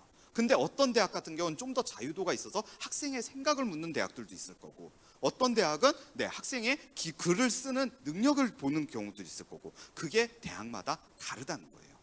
학교 교육 내에서 바라보는 부분이 있지만 서강대학교가 생각하는 부분은 뭐냐? 학교에서 지금 학생들 수행평가나 막 이런 것들을 하지 않습니까? 여러 가지 지금 현재 소스들을 바탕으로 자기만의 보고서를 쓰고 발표하는 과정들을 할 텐데 똑같은 거예요. 저희가 원하는 거 바로 그런 능력을 인문계열 논술에서 원하고 있다라는 건데 이런 식으로 뭔가 개요 세우는 거, 분석하는 것만 열심히 해보셨더라도 서강대학교 논술에 대해서 뭔가 대비하실 수 있긴 한데 제일 또 중요한 부분 중에 마지막이 있습니다. 바로 뭐냐? 생각보다 100분이라는 시간 동안 저 두 문제를 푸는 게 빡빡하긴 해요. 그러다 보니까 학생들이 시간 안배, 결국은 이 한 문제를 50분에 끊어야 되는데 그런 연습들이 그래도 조금은 어느 정도 되어 있어야 되기 때문에 친구들이 뭐 지금 기출 문제들 각 대학마다 다 공개되어 있지 않습니까? 입학정 페이지에 들어오시면 뭐 모든 문제를 다 풀어봐야 된다? 뭐 그렇게 준비하실 필요는 없을 것 같아요. 모든 뭐 이제 다양한 문제들에 대해서 뭔가 이런 개요 세우는 거는 많이 해보는 건 좋을 수 있어요. 하지만 글을 직접 써서 문제까지 풀어보는 것들은 몇 개 문제를 통해서 아 이게 시간 컷을 통과할 수 있겠구나 없겠구나 이런 판단만 되신다고 한다면 아마도 준비가 어느 정도 스스로도 될 수 있는 부분이다라는 것들을 좀 생각해 주시면 좋을 것 같습니다.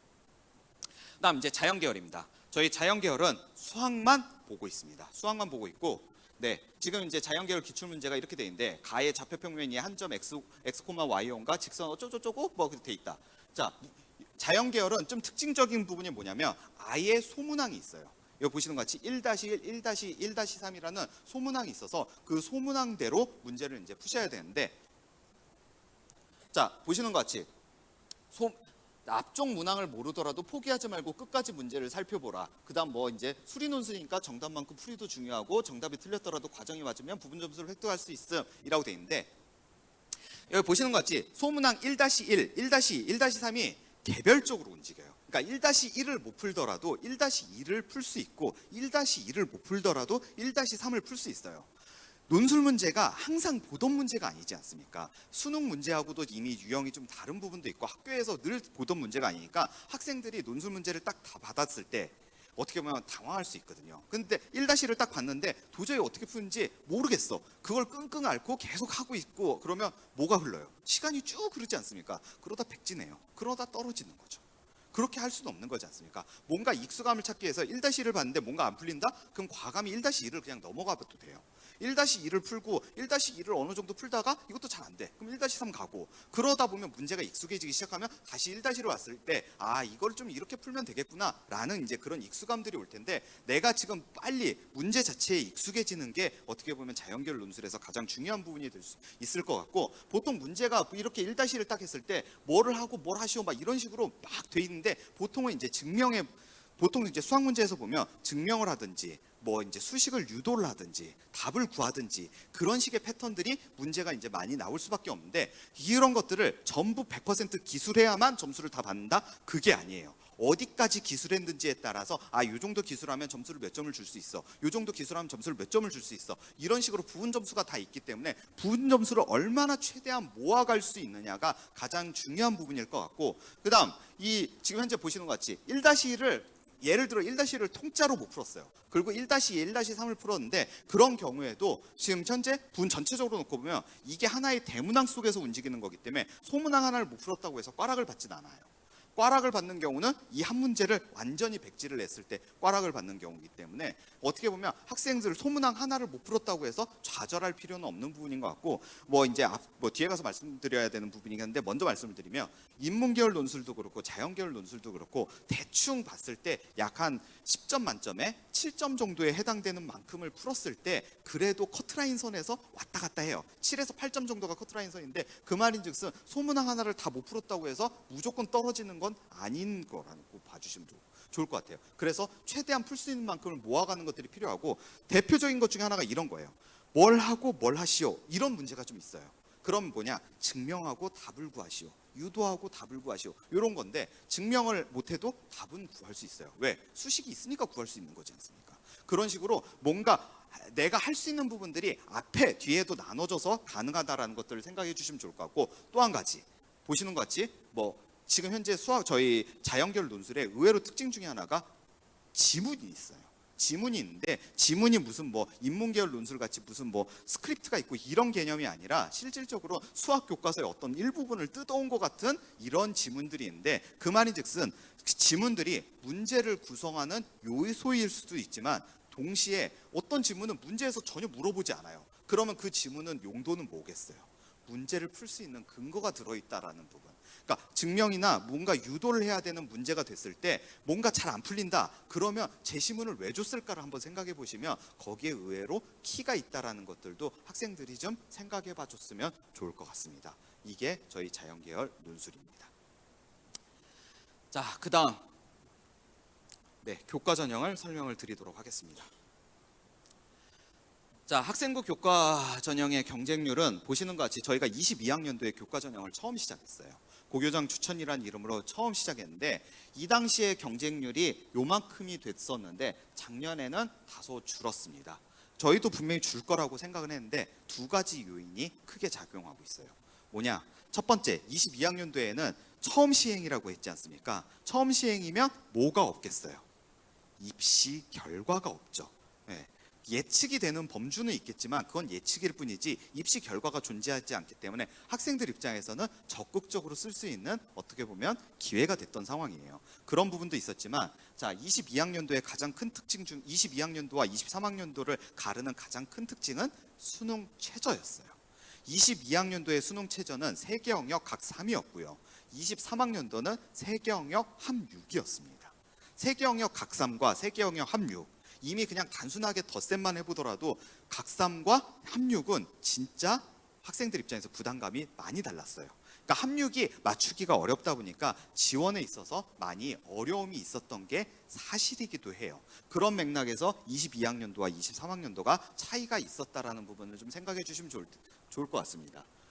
자, 학과별로 보면 이런 식으로 쭉 뭐 나와 있는데 요거는 그냥 한번 보시면 좋을 것 같아요. 실질적으로 영향을 미치는 부분 중에 학생들의 선호도라는 부분도 있겠지만 또 하나가 규모에 대한 부분도 있어요. 실질적으로 여기 유럽 문화, 중국 문화 이런 데가 입시 결과가 좀 안 좋은 부분도 있지만 선발 인원이 적은 곳도 있다 보니까 경쟁률이 생각보다 높습니다. 그러니까 선발 인원이 적은 게 이런 경쟁률을 만드는 부분들도 있고 생명과학이 높은 거는 이건 선호도가 높은 게 분명히 맞을 거예요. 여튼 그런 식으로 여러 가지 요인들이 작용하지만 실질적으로 실질 경쟁률을 보시면 다들 비슷하게 이거는 지금 현재 수능 최저 맞추고 충원까지 고려했을 때의 경쟁률입니다. 보시면 평균적으로 약 한 2.5대 1 정도의 실질 경쟁률을 보이고 있는 것을 보실 수 있으세요. 그런 부분들을 좀 기억해 주시면 좋을 것 같은데 이 결국은 이 수능 최저 충족률 이 부분이 지금 현재 두 개 22학년도와 23학년도를 크게 가르는 요인이라고 말씀드렸지 않습니까?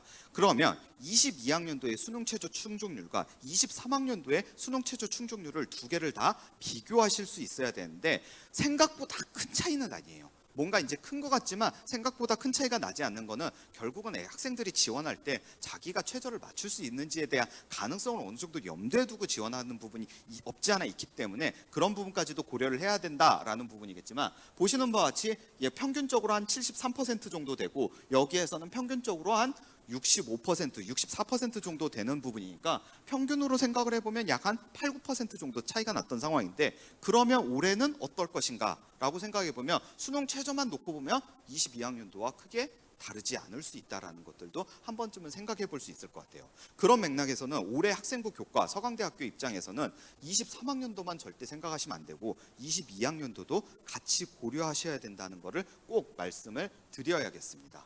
그 다음 또 하나 결국은 이 학생부 교과 전형 저희는 이제 정량 100%로 운영하지 않습니까? 정성평가를 아예 도입을 하지 않고 있기 때문에 결국은 예측 가능성이 있어서 다른 대학보다도 좀 더 높은 부분이 있을 거라고 생각은 하고 있어요. 그러다 보니까 예측 가능성 측면에서 대학 어디가 있는 결과를 많이들 참고하고 계신데 요새 이제 저희가 전화 받는 것 중에 좀 이제 작년하고 뭔가 계산했는데 점수가 많이 이상한 것 같아요. 다른 것 같아요. 막 이런 얘기들을 많이 하시는데 저희가 지금 작년하고 올해하고 달라진 점이 한 가지가 또 있어요. 그게 뭐냐? 산출식이 좀 변했어요. 어디가 산출식이 변했냐? 이제 저희 서강대학교 요강을 보셨을 거라고는 가정하에서 말씀드리는데 저희가 지금 현재 학생부 교과를 반영하는 데 있어서 정량 반영에 있어서 등급 과목과 성취 비율 과목을 나눠서 계산하고 있어요. 등급 과목 800점, 성취 비율 과목 100점을 따로 나눠서 계산하고 있는데 일단은 등급 과목에서도 올해 변화가 좀 있어요. 어떤 부분이냐? 일단은 작년까지는 국영수 사과를 반영했는데 올해 정교과로 저희가 확대를 했습니다.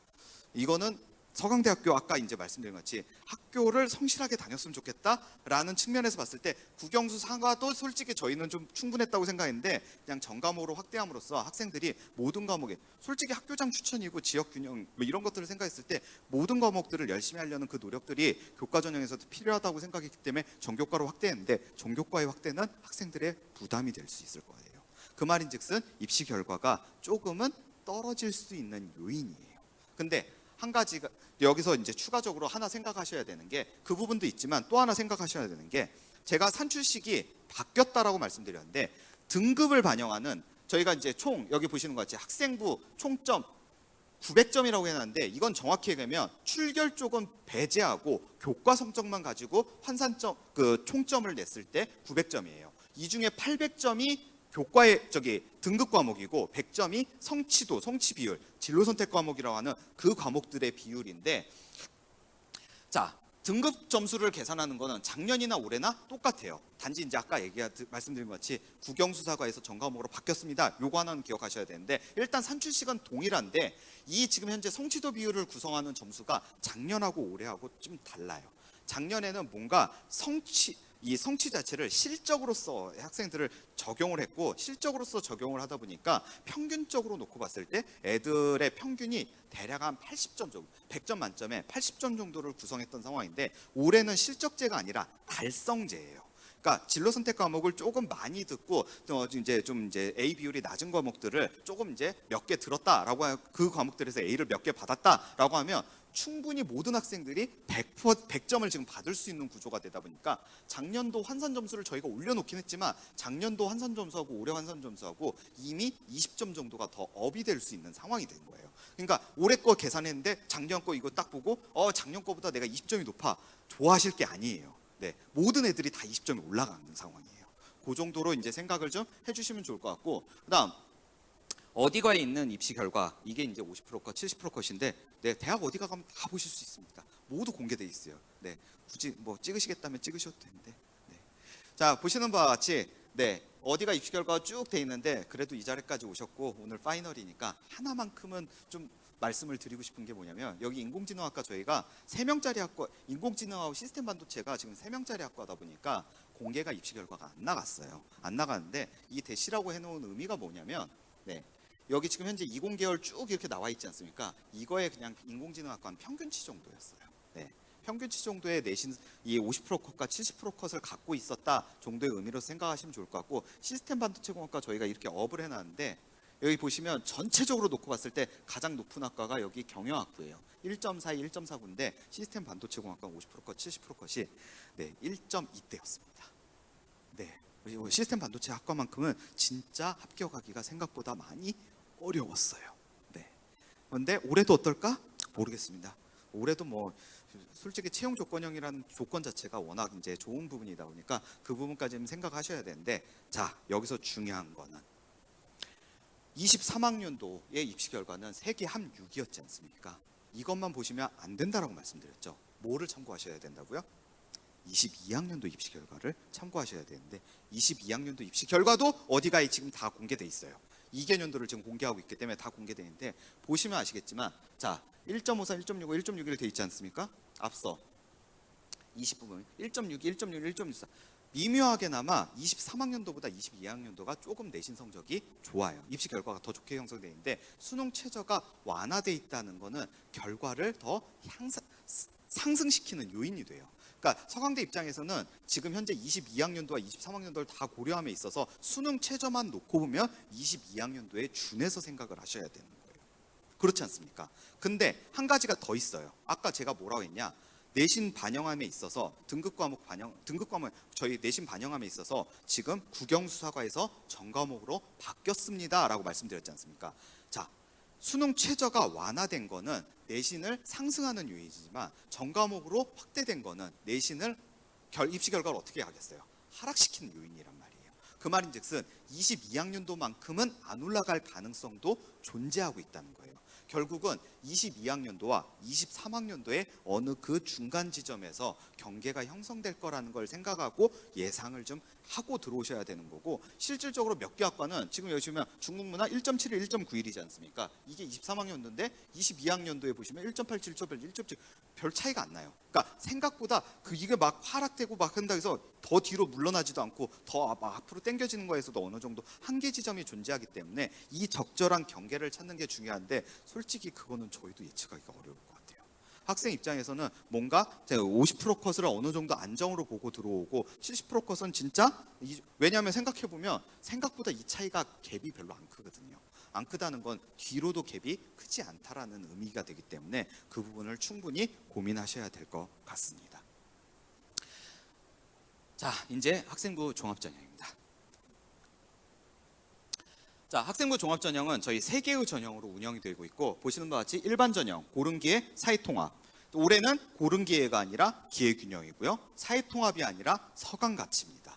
네, 작년도 입시 결과하고 비교해서 올해 이제 그걸 보셔야 되는데 자, 문제는 이거예요.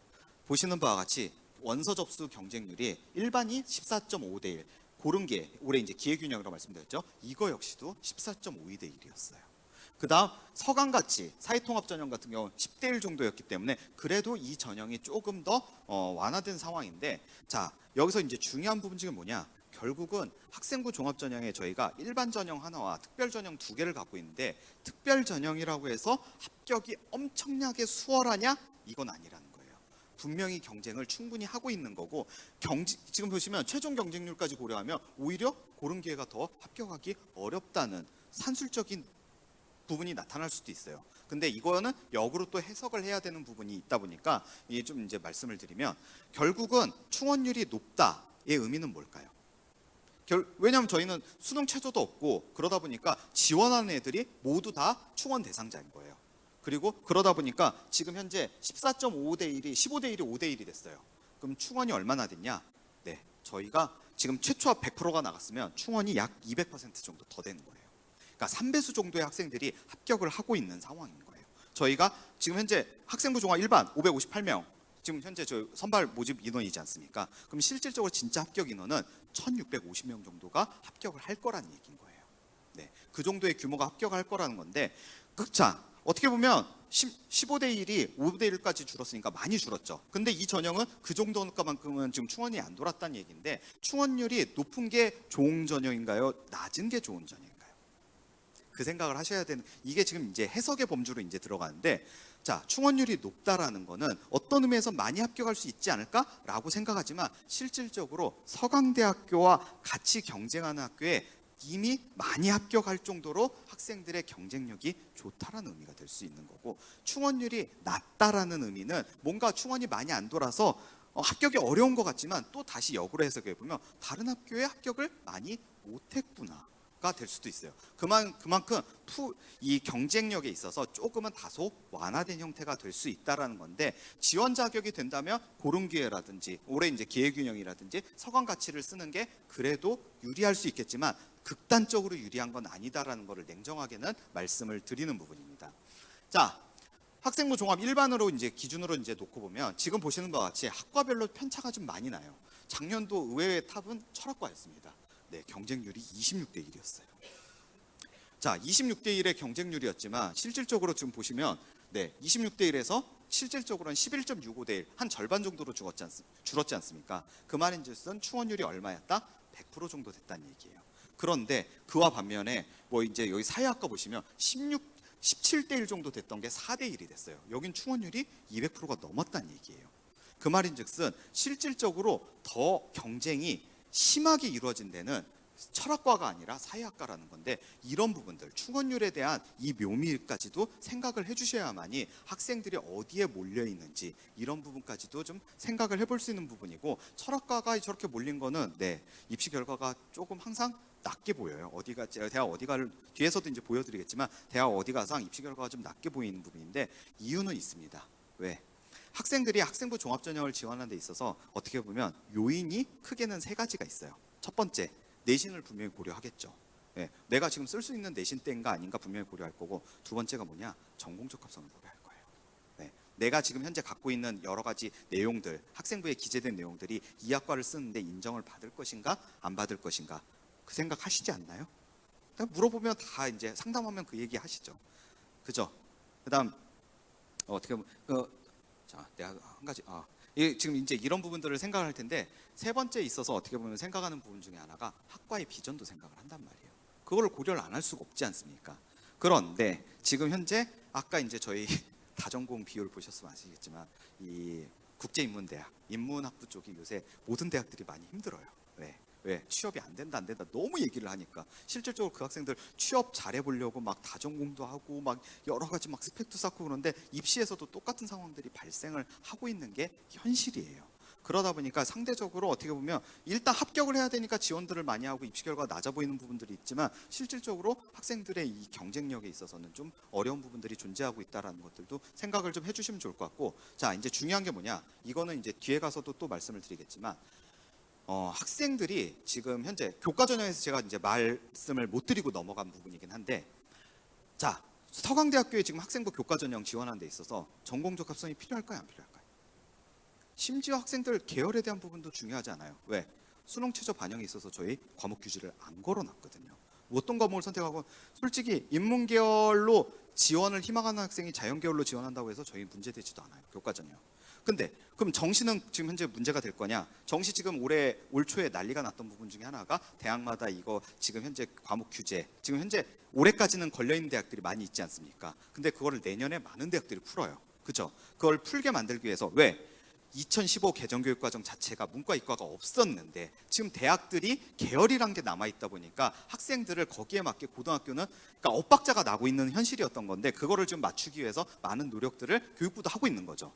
근데 서강대 입장에서는 지금 제일 중요한 게 학업 역량이 어느 정도 잘 갖춰진 학생이면 어떠한 전공을 가더라도 우리는 잘 적응할 수 있다라는 게 우리 내부에서의 생각이에요.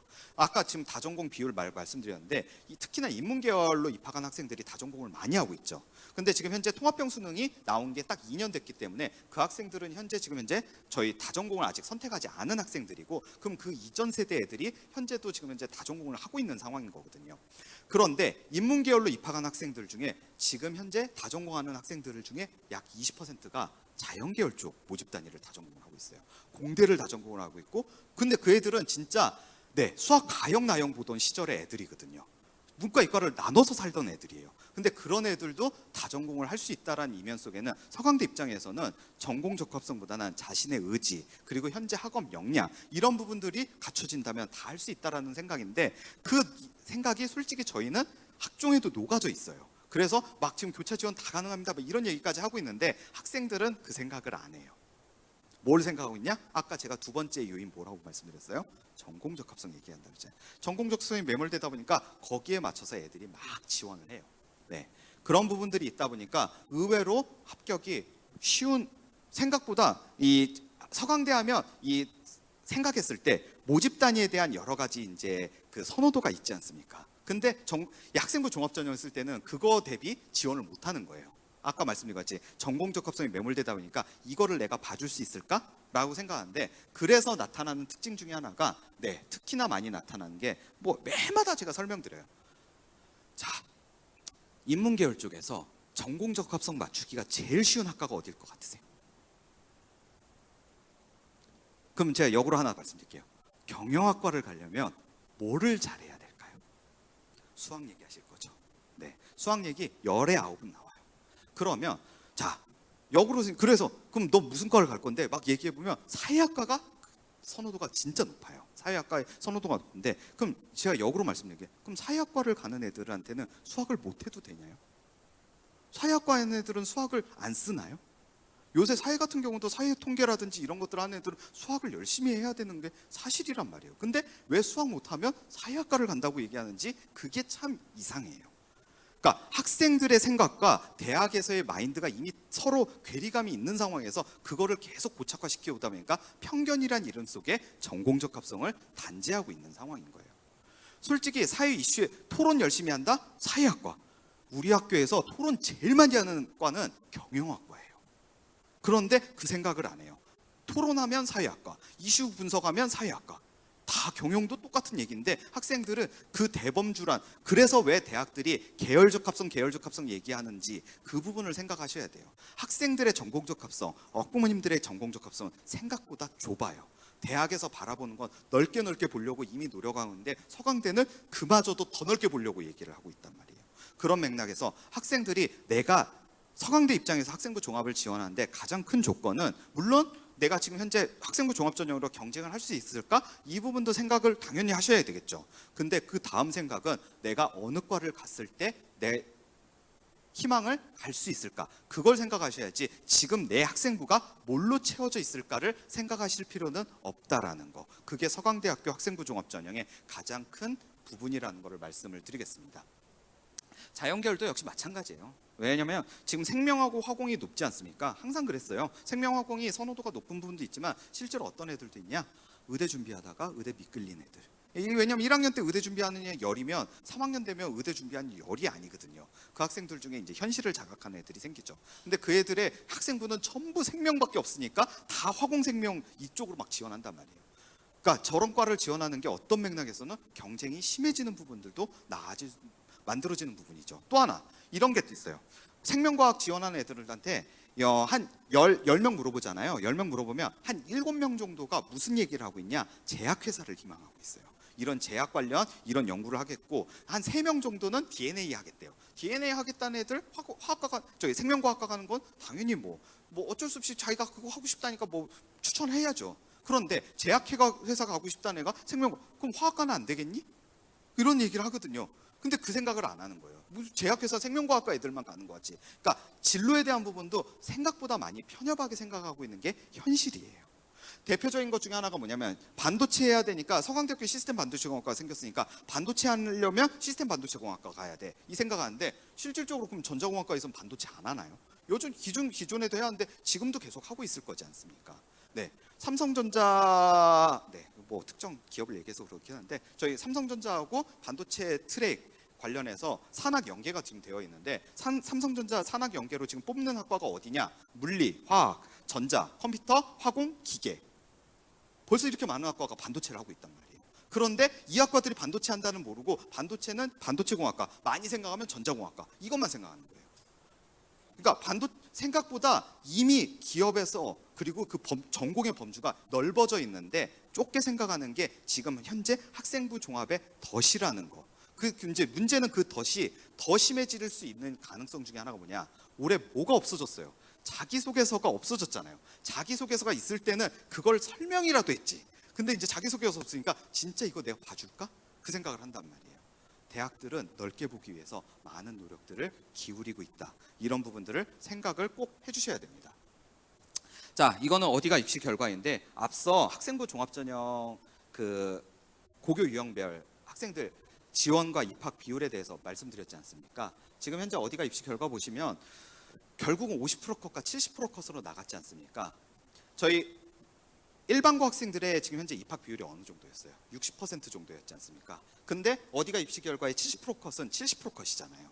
벌써 이제 거기에서 봤을 때 학과에 따라서 이미 일반고 학생들의 성적이 아닌 경우들이 존재할 수밖에 없다라는 것들은 충분히 좀 이해를 해주셔야 되는 거고 일반고 학생들이 좀 더 몰려있는 학과가 있을 거고 특목고 학생들이 몰려있는 학과가 있을 거고 이런 부분들은 그러니까 이 어디가 입시 결과를 고교 유형별로 지금 나눠서 공개하는 건 아니지만 지금 현재 대학에서 어느 정도 비율로 지금 현재 고교 유형이 들어가고 있고 거기에 따라서 이과는 특목고 학생들이 몰리고 이과는 일반고 학생들이 몰리는지 이런 부분들을 조금은 확인하는 차원에서 봐주시는 것도 어디가 입시 결과를 충분히 잘 활용하는 방법 중에 하나라는 것들을 기억을 해주시면 좋을 것 같아요.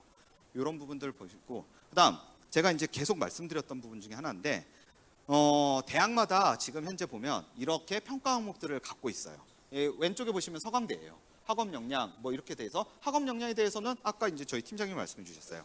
결과론적으로 지금 어느 정도의 학업 성취를 가지고 있는지가 어떻게 보면 가장 중요한 부분일 것 같아요. 결과에 대한 부분이고 성장 가능성, 자기주도성 뭐 이런 내용들인데 이거는 태도적인 부분을 가지고 얘기하는데 이런 겁니다. 학생들이 성장 가능성 했을 때 뭐 내신 성적이 올라가니까 성장 가능성이 높고 솔직히 요새 자연계열 희망하는 학생들 같은 경우 내신 성적 올라가나요? 떨어지는 게 더 태반일걸요? 오히려 되려 또 인문계열 희망하는 학생들은 내신 성적이 좀 올라갈 가능성이 있어요. 그거는 구조적인 부분도 있단 말이에요. 그럼 대학은 그거 모를까요? 다 알아요. 그러니까 내신 성적이 오르니까 너 상승했어 이런 개념이 아니라 중요한 건 뭐냐? 대학에서 막 세특 읽어본다 얘기하잖아요. 지금 그리고 세특 뭐 그런 얘기 들으셨을 거예요. 과정 중심의 평가, 과정 중심의 기록 막 이런 것들인데 솔직히 한 과목에서 뭐 어떤 내용이 잘 적혀 있다 그것만 가지고 애를 잘 좋게 평가하고 이러진 않아요. 수많은 과목 속에서 보다 보면 학생의 수업의 태도 속에서 이건 어떤 식으로 준비하고 이건 어떤 식으로 하고 이런 것들을 통해서 얘가 어떤 식으로 대학에 와서 공부할 수 있을 건지 실질적으로 어떤 발표 하나 하기 위해서 학생들이 고민하고 준비하고 생각해야 되잖아요. 자기주도성이라는 게 별게 아니에요.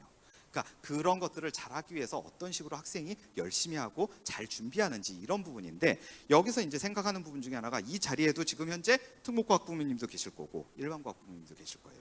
특목고니까 무조건 세특이 유리할 거다. 그건 그 학교에서 좀 더 이제 애들이 이렇게 몰려 있다 보니까 좀 더 난이도 있는 내용들을 할 수 있는 게 사실이긴 해요.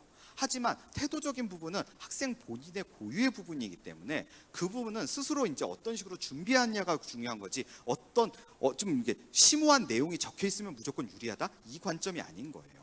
그러니까 성장 가능성이라는 부분을 태도라는 관점에서 이야기한다라는 이면 속에는 학생 고유의 부분에 있어서 노력하는 부분들이 나타나는 것들을 평가한다는 거기 때문에 이거는 특목고가 더 유리하고 일반고가 더 불리하다 이런 개념으로 생각하실 수가 없고 그래서 합격에 입학에 있어서도 결국은 밸런스 있게 합격하는 부분들이 노력한 친구들은 합격할 수 있는 거고 뭔가 조금 부진한 부분이 있고 미흡한 부분이 있으면 떨어질 수 있다라는 거 이 부분을 생각하셔야 되는 거고 또 하나 대학마다 지금 현재 서강대학교는 지금 쭉 이렇게 평가가 되어 있는데 보시면 이건 서강대학교인데 저희 전공적 합성이 없지 않습니까? 요새 지금 대학들이 전공적 합성이라는 단어를 많이 버리고 있어요. 대신 뭘 쓰고 있냐?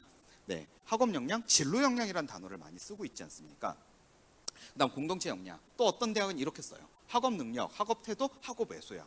자, 이 대학들이 얼마나 차이가 있을까? 이 부분을 생각하셔야 되는데 궁극적으로 말씀드리면 차이가 생각보다 없어요. 왜? 저희 서강대학교를 보면 알겠지만 저희 지금 아까 저희 충원율이 얼마라고 말씀드렸죠? 200%씩 된다고 말씀드렸지 않습니까? 200%의 충원율을 달성하기 위해서는 달성이라고 해서 좀 그렇긴 한데 달성하기 위해서는 결국은 다른 대학하고 어느 정도 비슷한 평가가 서로 되고 있어야만이 가능한 부분이에요. 물론 학생들이 저희가 아무리 전공적 합성 강조를 안 하지만 학생들은 일단은 그걸 염두에 두고 우리 학교도 지원하고 있어요. 물론 이제 그거를 깨고 지원하는 애들도 합격을 하지만 일단 지원의 패턴에서는 전공적 합성을 많이 염두에 두는 게 사실이더라고요. 우리가 아무리 강조를 안 해도 학생들은 그 미련을 못 버려요.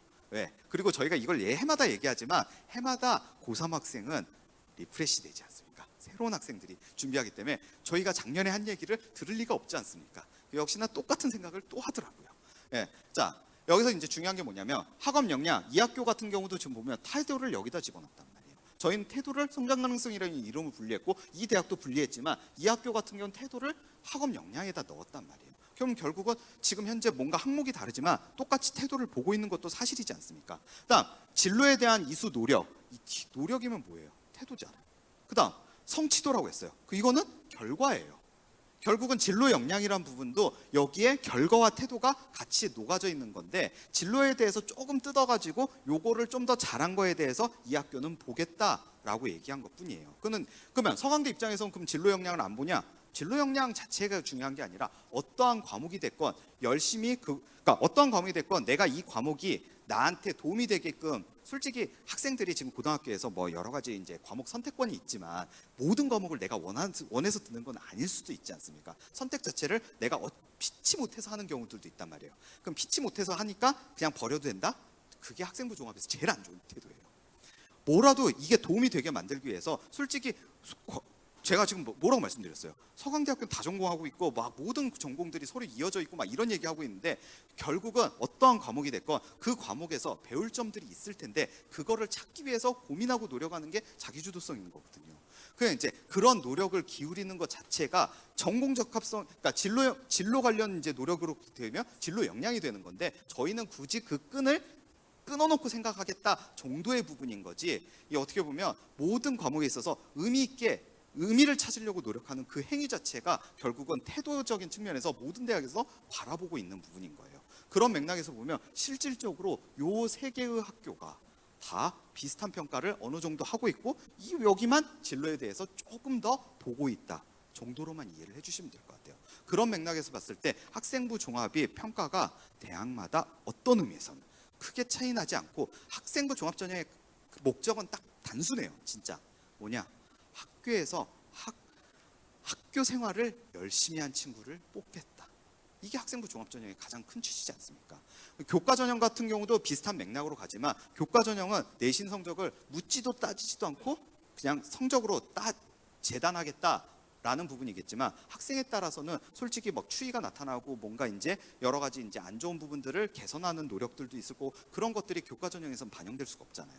그런 노력을 학생부 종합 전형에서는 반영해 줄 수 있다 정도의 차원에서 교과 전형과 종합 전형이 지향점도 뭐 비슷한 부분도 있겠지만 종합 전형의 큰 특징 중에 하나는 그 태도라는 부분에 있어서 또 많은 것들을 가지고 있다라는 것들을 기억해 주시면 좋을 것 같아요. 자, 시간이 계속 오버되고 있는데 죄송합니다. 그래도 할 말은 해야 될 것 같아서요. 자, 이제 마지막으로 정시 모집인데요. 네, 정시 모집 뭐 쭉 숫자 나인데 지금 솔직히 정시 모집 뭐 실질 경쟁률은 별로 지금 중요한 부분은 아닐 것 같아요. 어차피 지금 당장 수시 접수가 중요하지 정시가 중요한 건 아니니까 한 가지만 좀 생각을 해보면요, 이 부분이에요. 지금 이거 역시도 저희 서강대학 입학처 홈페이지에 다 공개된 내용이고 지금 이제 작년도 입시 결과까지 나와 있는 부분인데, 자 여기 보시면 환산 점수 70% 컷. 솔직히 작년 올해 이제 또 애들 이제 성적이 나와 보면 그렇지만 환산 점수는 작년하고 올해하고 달라질 수밖에 없어요. 왜? 작년에 수학 예를 들어 수학 97%의 표점이 올해 수능 수학 97점의 표점하고 동일할까요? 당연히 동일하지 않을 거지 않습니까? 표준 점수는 해마다 달랐어요. 그 말인즉슨 이 환산 점수 자체가 들쑥날쑥 변할 수밖에 없기 때문에 나중에 이제 수능 다 보고 나서 어떻게 보면 이제 예측이나 이제 이런 것들을 통해서 비교를 좀 해봐야 되는 부분이고, 지금은 환산 점수끼리 비교해봤을 학과별로 비교해봤을 때 어느 학과가 조금 경쟁이 심했구나, 어느 학과가 경쟁이 좀 덜했구나, 이 정도를 좀 파악하는 차원에서 보시면 좋을 것 같고, 그다음 여기 백분위 평균이라는 게 나와 있단 말이에요. 이거는 지금 현재 어디가에서 모든 대학을 다 볼 수 있는데 이거를 어떤 사교육기관에서 백분위 평균 가지고 대학들끼리 비교를 하고 막 그런 것들이 있는데, 그거대로 생각하고 이 백분위를 바라보고 나 지금 서강대 정시 될 수 있어 이 생각하면 큰 오산이에요. 왜? 이 백분위 평균은 반영비가 전혀 고려돼 있지 않아요. 그냥 단순 평균인데 서강대학교의 특수성이 하나 존재하고 있습니다. 앞서 말씀드렸어요. 뭐죠? 탐구 영역의 반영비가 진짜 낮아요. 그래서 서강대학교 오는 학생들이 막 이런 애들이 있어요. 수학 98, 탐구 80. 그럼 평균 내면 어떻게 돼요? 91 정도 되죠. 근데 지금 현재 수학 98이 쉬운 얘기가 아니지 않습니까? 그러니까 고지고대로 수학 91, 탐구 91 받으면 절대 합격을 못하는 거예요. 수학 98에 탐구 80 이런 애들이 있다 보니까 실질적으로 저 백분위 평균을 고지고대로 보시기보다는 반영비가 고려되지 않았는데 일단은 그냥 참고 삼아 보십시오라는 취지에서 이해를 해주시면 좋을 것 같아요. 자, 아까 이제 정시에서 졸업생 비율 이제 말씀을 다 드렸는데 일반 전형만 놓고 봤을 때 67%요 정도 지금 현재 입학을 했던 상황인데, 요거는 지금 현재 처음 공개해드려요. 입시 관련해서 뭐 여러 가지 이제 사교육 기관에서 이제 자기들이 이제 추정할 수치 가지고 많이 얘기는 했는데, 저희도 이제 암암리에 조용히 얘기는 드리긴 했어요. 근데 이제 리얼로 숫자를 공개하는 건 처음입니다. 인문계열 모집단인의 수학 선택 과목 비율인데, 지원에 있어서 확통 지원자가 25%밖에 안 됐어요. 미적 기하를 쥐고 있는 학생들이, 그러니까 뭐 솔직히 맞는 표현은 아닌데 문과 침공 막 이런 얘기 하지 않습니까? 서강대학교가 최대치예요. 뭐 어떻게 보면 다른 대학 대비해서 다 전공이 잘 되어 있는 부분도 없지 않아 있을 거예요. 여튼 미적 기하가 75.1%가 지원했는데 최종 입학자 기준으로 봤을 때 거의 90%에 육박하는 학생들이 미적 기하. 그러니까 지금 확률과 통계 학생들이 진짜 많이 힘들어요. 물론 그 중에서도 수학 잘하는 애들은 이렇게 통과했어요. 이게 내가 돼야 되는데 내가 안 되다 보니까 이제 좀 어려운 부분이고, 여기서도 또 그마저도 지금 이제 3분의 2가 졸업생이라고 하니까 참 암담하죠. 자, 지금 현재 정시에 대해서 중요한 부분 딱 하나만 생각하시면 돼요. 지금 학생에 따라서 어떤 과목이 잘 나와 이런 얘기 하시지 않습니까? 결국은 대학마다 영역별 가중치가 존재해요. 영역별 가중치가 존재하는데 서강대학교는 수학이 제일 높고 그다음 국어도 중요하고 탐구를 제일 적게 봐요. 이게 나한테 유리한 학교가, 그러니까 자신한테 유리한 학교가 있고 자신한테 불리한 학교가 있는데, 자신한테 유리한 학교를 조금 예의주시해서 본다 측면만 기억을 해주시면 좋을 것 같아요. 그다음 선택 과목의 유불리 막 이거 생각해서 지금 학생들 지금 현재 수능 관련해서 막 여러 가지 생각들이 있는데 지금 이거 따질 때가 아니에요. 그냥 무조건 일단은 점수 잘 받겠다만 생각하면 되지 유불리를 좀 따질 필요가 뭐가 있습니까? 확률과 통계 그냥 애들이 지금 다 별로 안 좋은데 누군가는 뚫었잖아요. 수학 잘하는 애는 누군가 뚫어요. 뚫는데 그게 내가 될지 안 될지는 모르겠지만 지금은 유불리를 따지고 막 생각할 게 아니라 그냥 열심히 해서 좋은 점수를 최대한 내가 선택한 과목에서 잘 받겠다. 요 생각만 하시면 될 것 같아요. 지금 뭐 수시 지원한 입장에서 정시 그 이상 뭘 생각하겠습니까? 요 정도만 이제 생각하시면 되고, 자 이제 마지막입니다. 이 한 장을 지금 얼마나 제가 얘기해야 될지 모르겠는데, 자 일단은 24학년도와 23학년도의 차이 분명히 지금 발생하고 있는데, 제가 아까 올해 학생부 종합전형에서 24학년도와 23학년도 차이 뭐라고 말씀드렸어요? 자기소개서. 지금 다 알고 있는 얘기지 않습니까? 근데 그게 어떠한 영향을 불러올 수 있을지에 대해서도 제가 넌지시 말씀을 드렸단 말이에요.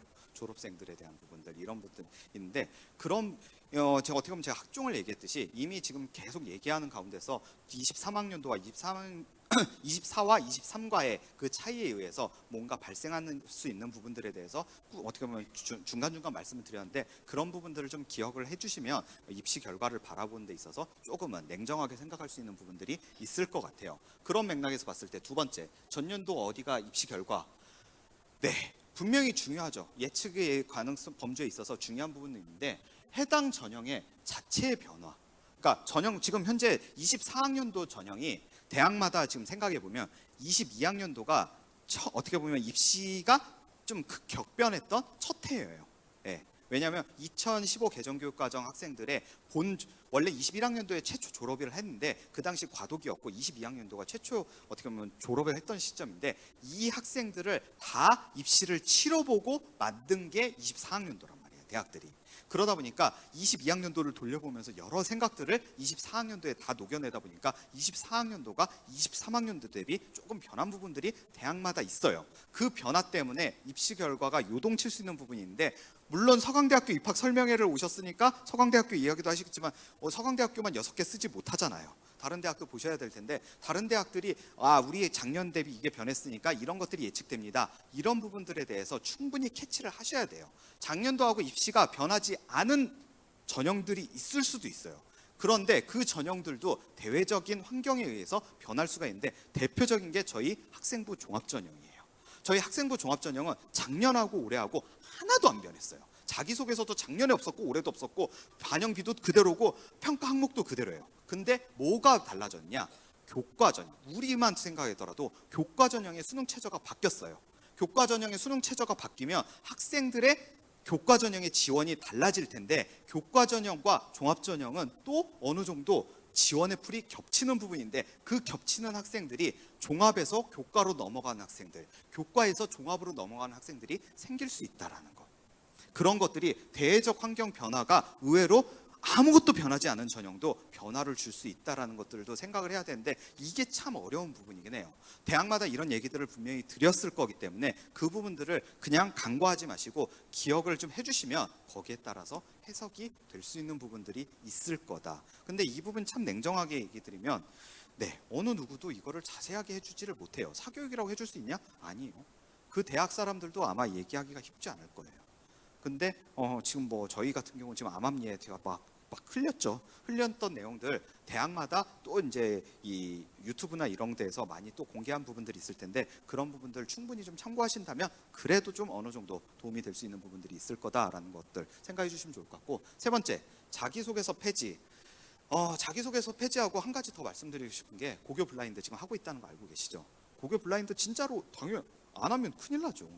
그것만큼은 추워도 의심 안 하셔도 되는 부분인데, 물론 이제 그런 건 있습니다. 특목고 모르냐? 당연히 알아요. 교육과정 자체가 현저히 다른데 그걸 왜 모르겠습니까? 근데 자율고를 알 수 있냐? 몰라요. 왜?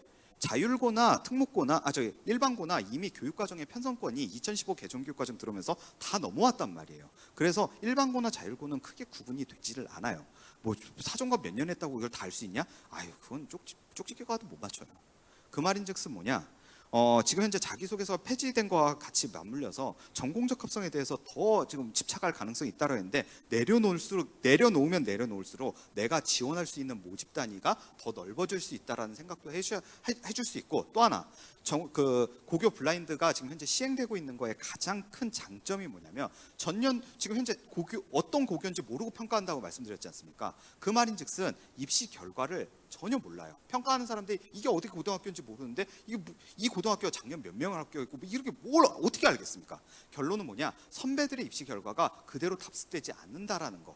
지금 이 순간에도 적극적인 지원이 의외로 큰 합격을 학생부 종합에서 만들 수 있다라는 거. 그런 부분들을 생각한다면 이 두 가지를 생각하면 모집 단위에 대한 그러면 이 입시 학생부 종합 전형을 지원함에 있어서 어떻게 보면 전략적으로 좀 더 합격률을 높일 수 있는 그런 선택들도 전략적인 부분들도 가져갈 수 있지 않을까라는 것들을 생각해 주시면 좋을 것 같습니다. 그다음 대학별 공개 자료 뭐 이제 어디가 입시 결과도 얘기하겠지만 실제로 지금 대학마다 자기들 자체적으로 막 공개한 것들이 엄청 많단 말이에요. 그런 것들을 의외로 활용해 보시면 많은 도움들이 또 지원 전략을 세우는 데 있어서 많은 도움들이 될 수 있을 것 같고 다섯 번째는 진짜 또 어떻게 보면 중요한 생각 중에 하나일 텐데 6월 모평 모의고사죠. 6월 모평, 9월 모평 보고 나서 냉정한 판단이 좀 필요하긴 해요.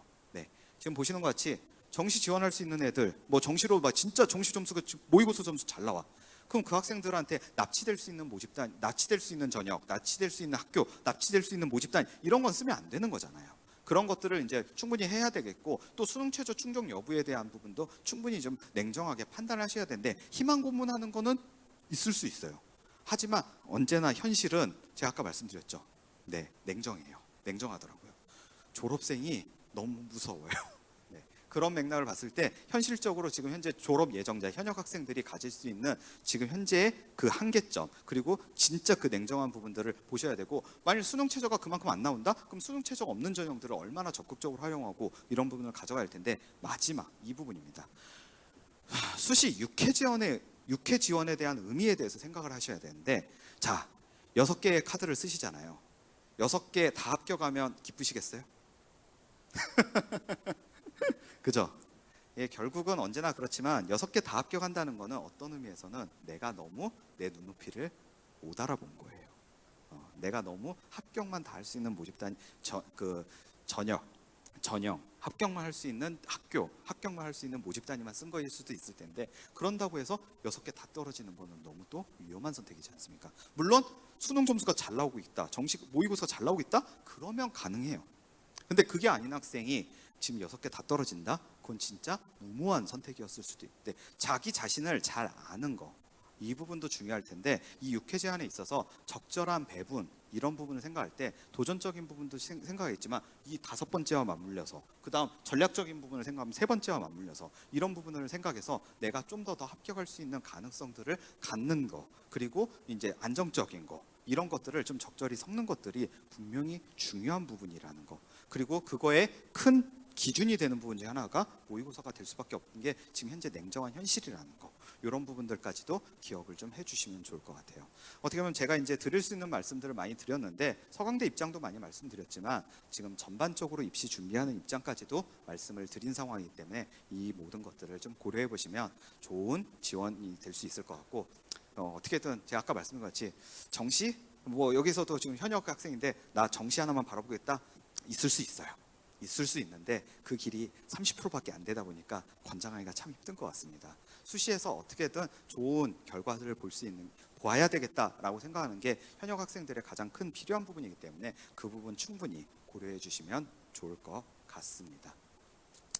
네, 이제 제가 원래는 40분 받았는데 1시간을 떠들었어요. 네, 어떻게 하다 보면 이렇게 됐는데 여튼 오늘 이 자리에서 말씀드렸던 많은 내용들이 어떻게 보면 학생들, 자제분들의 지원 그리고 합격에 많은 도움이 되었으면 좋겠습니다. 감사합니다.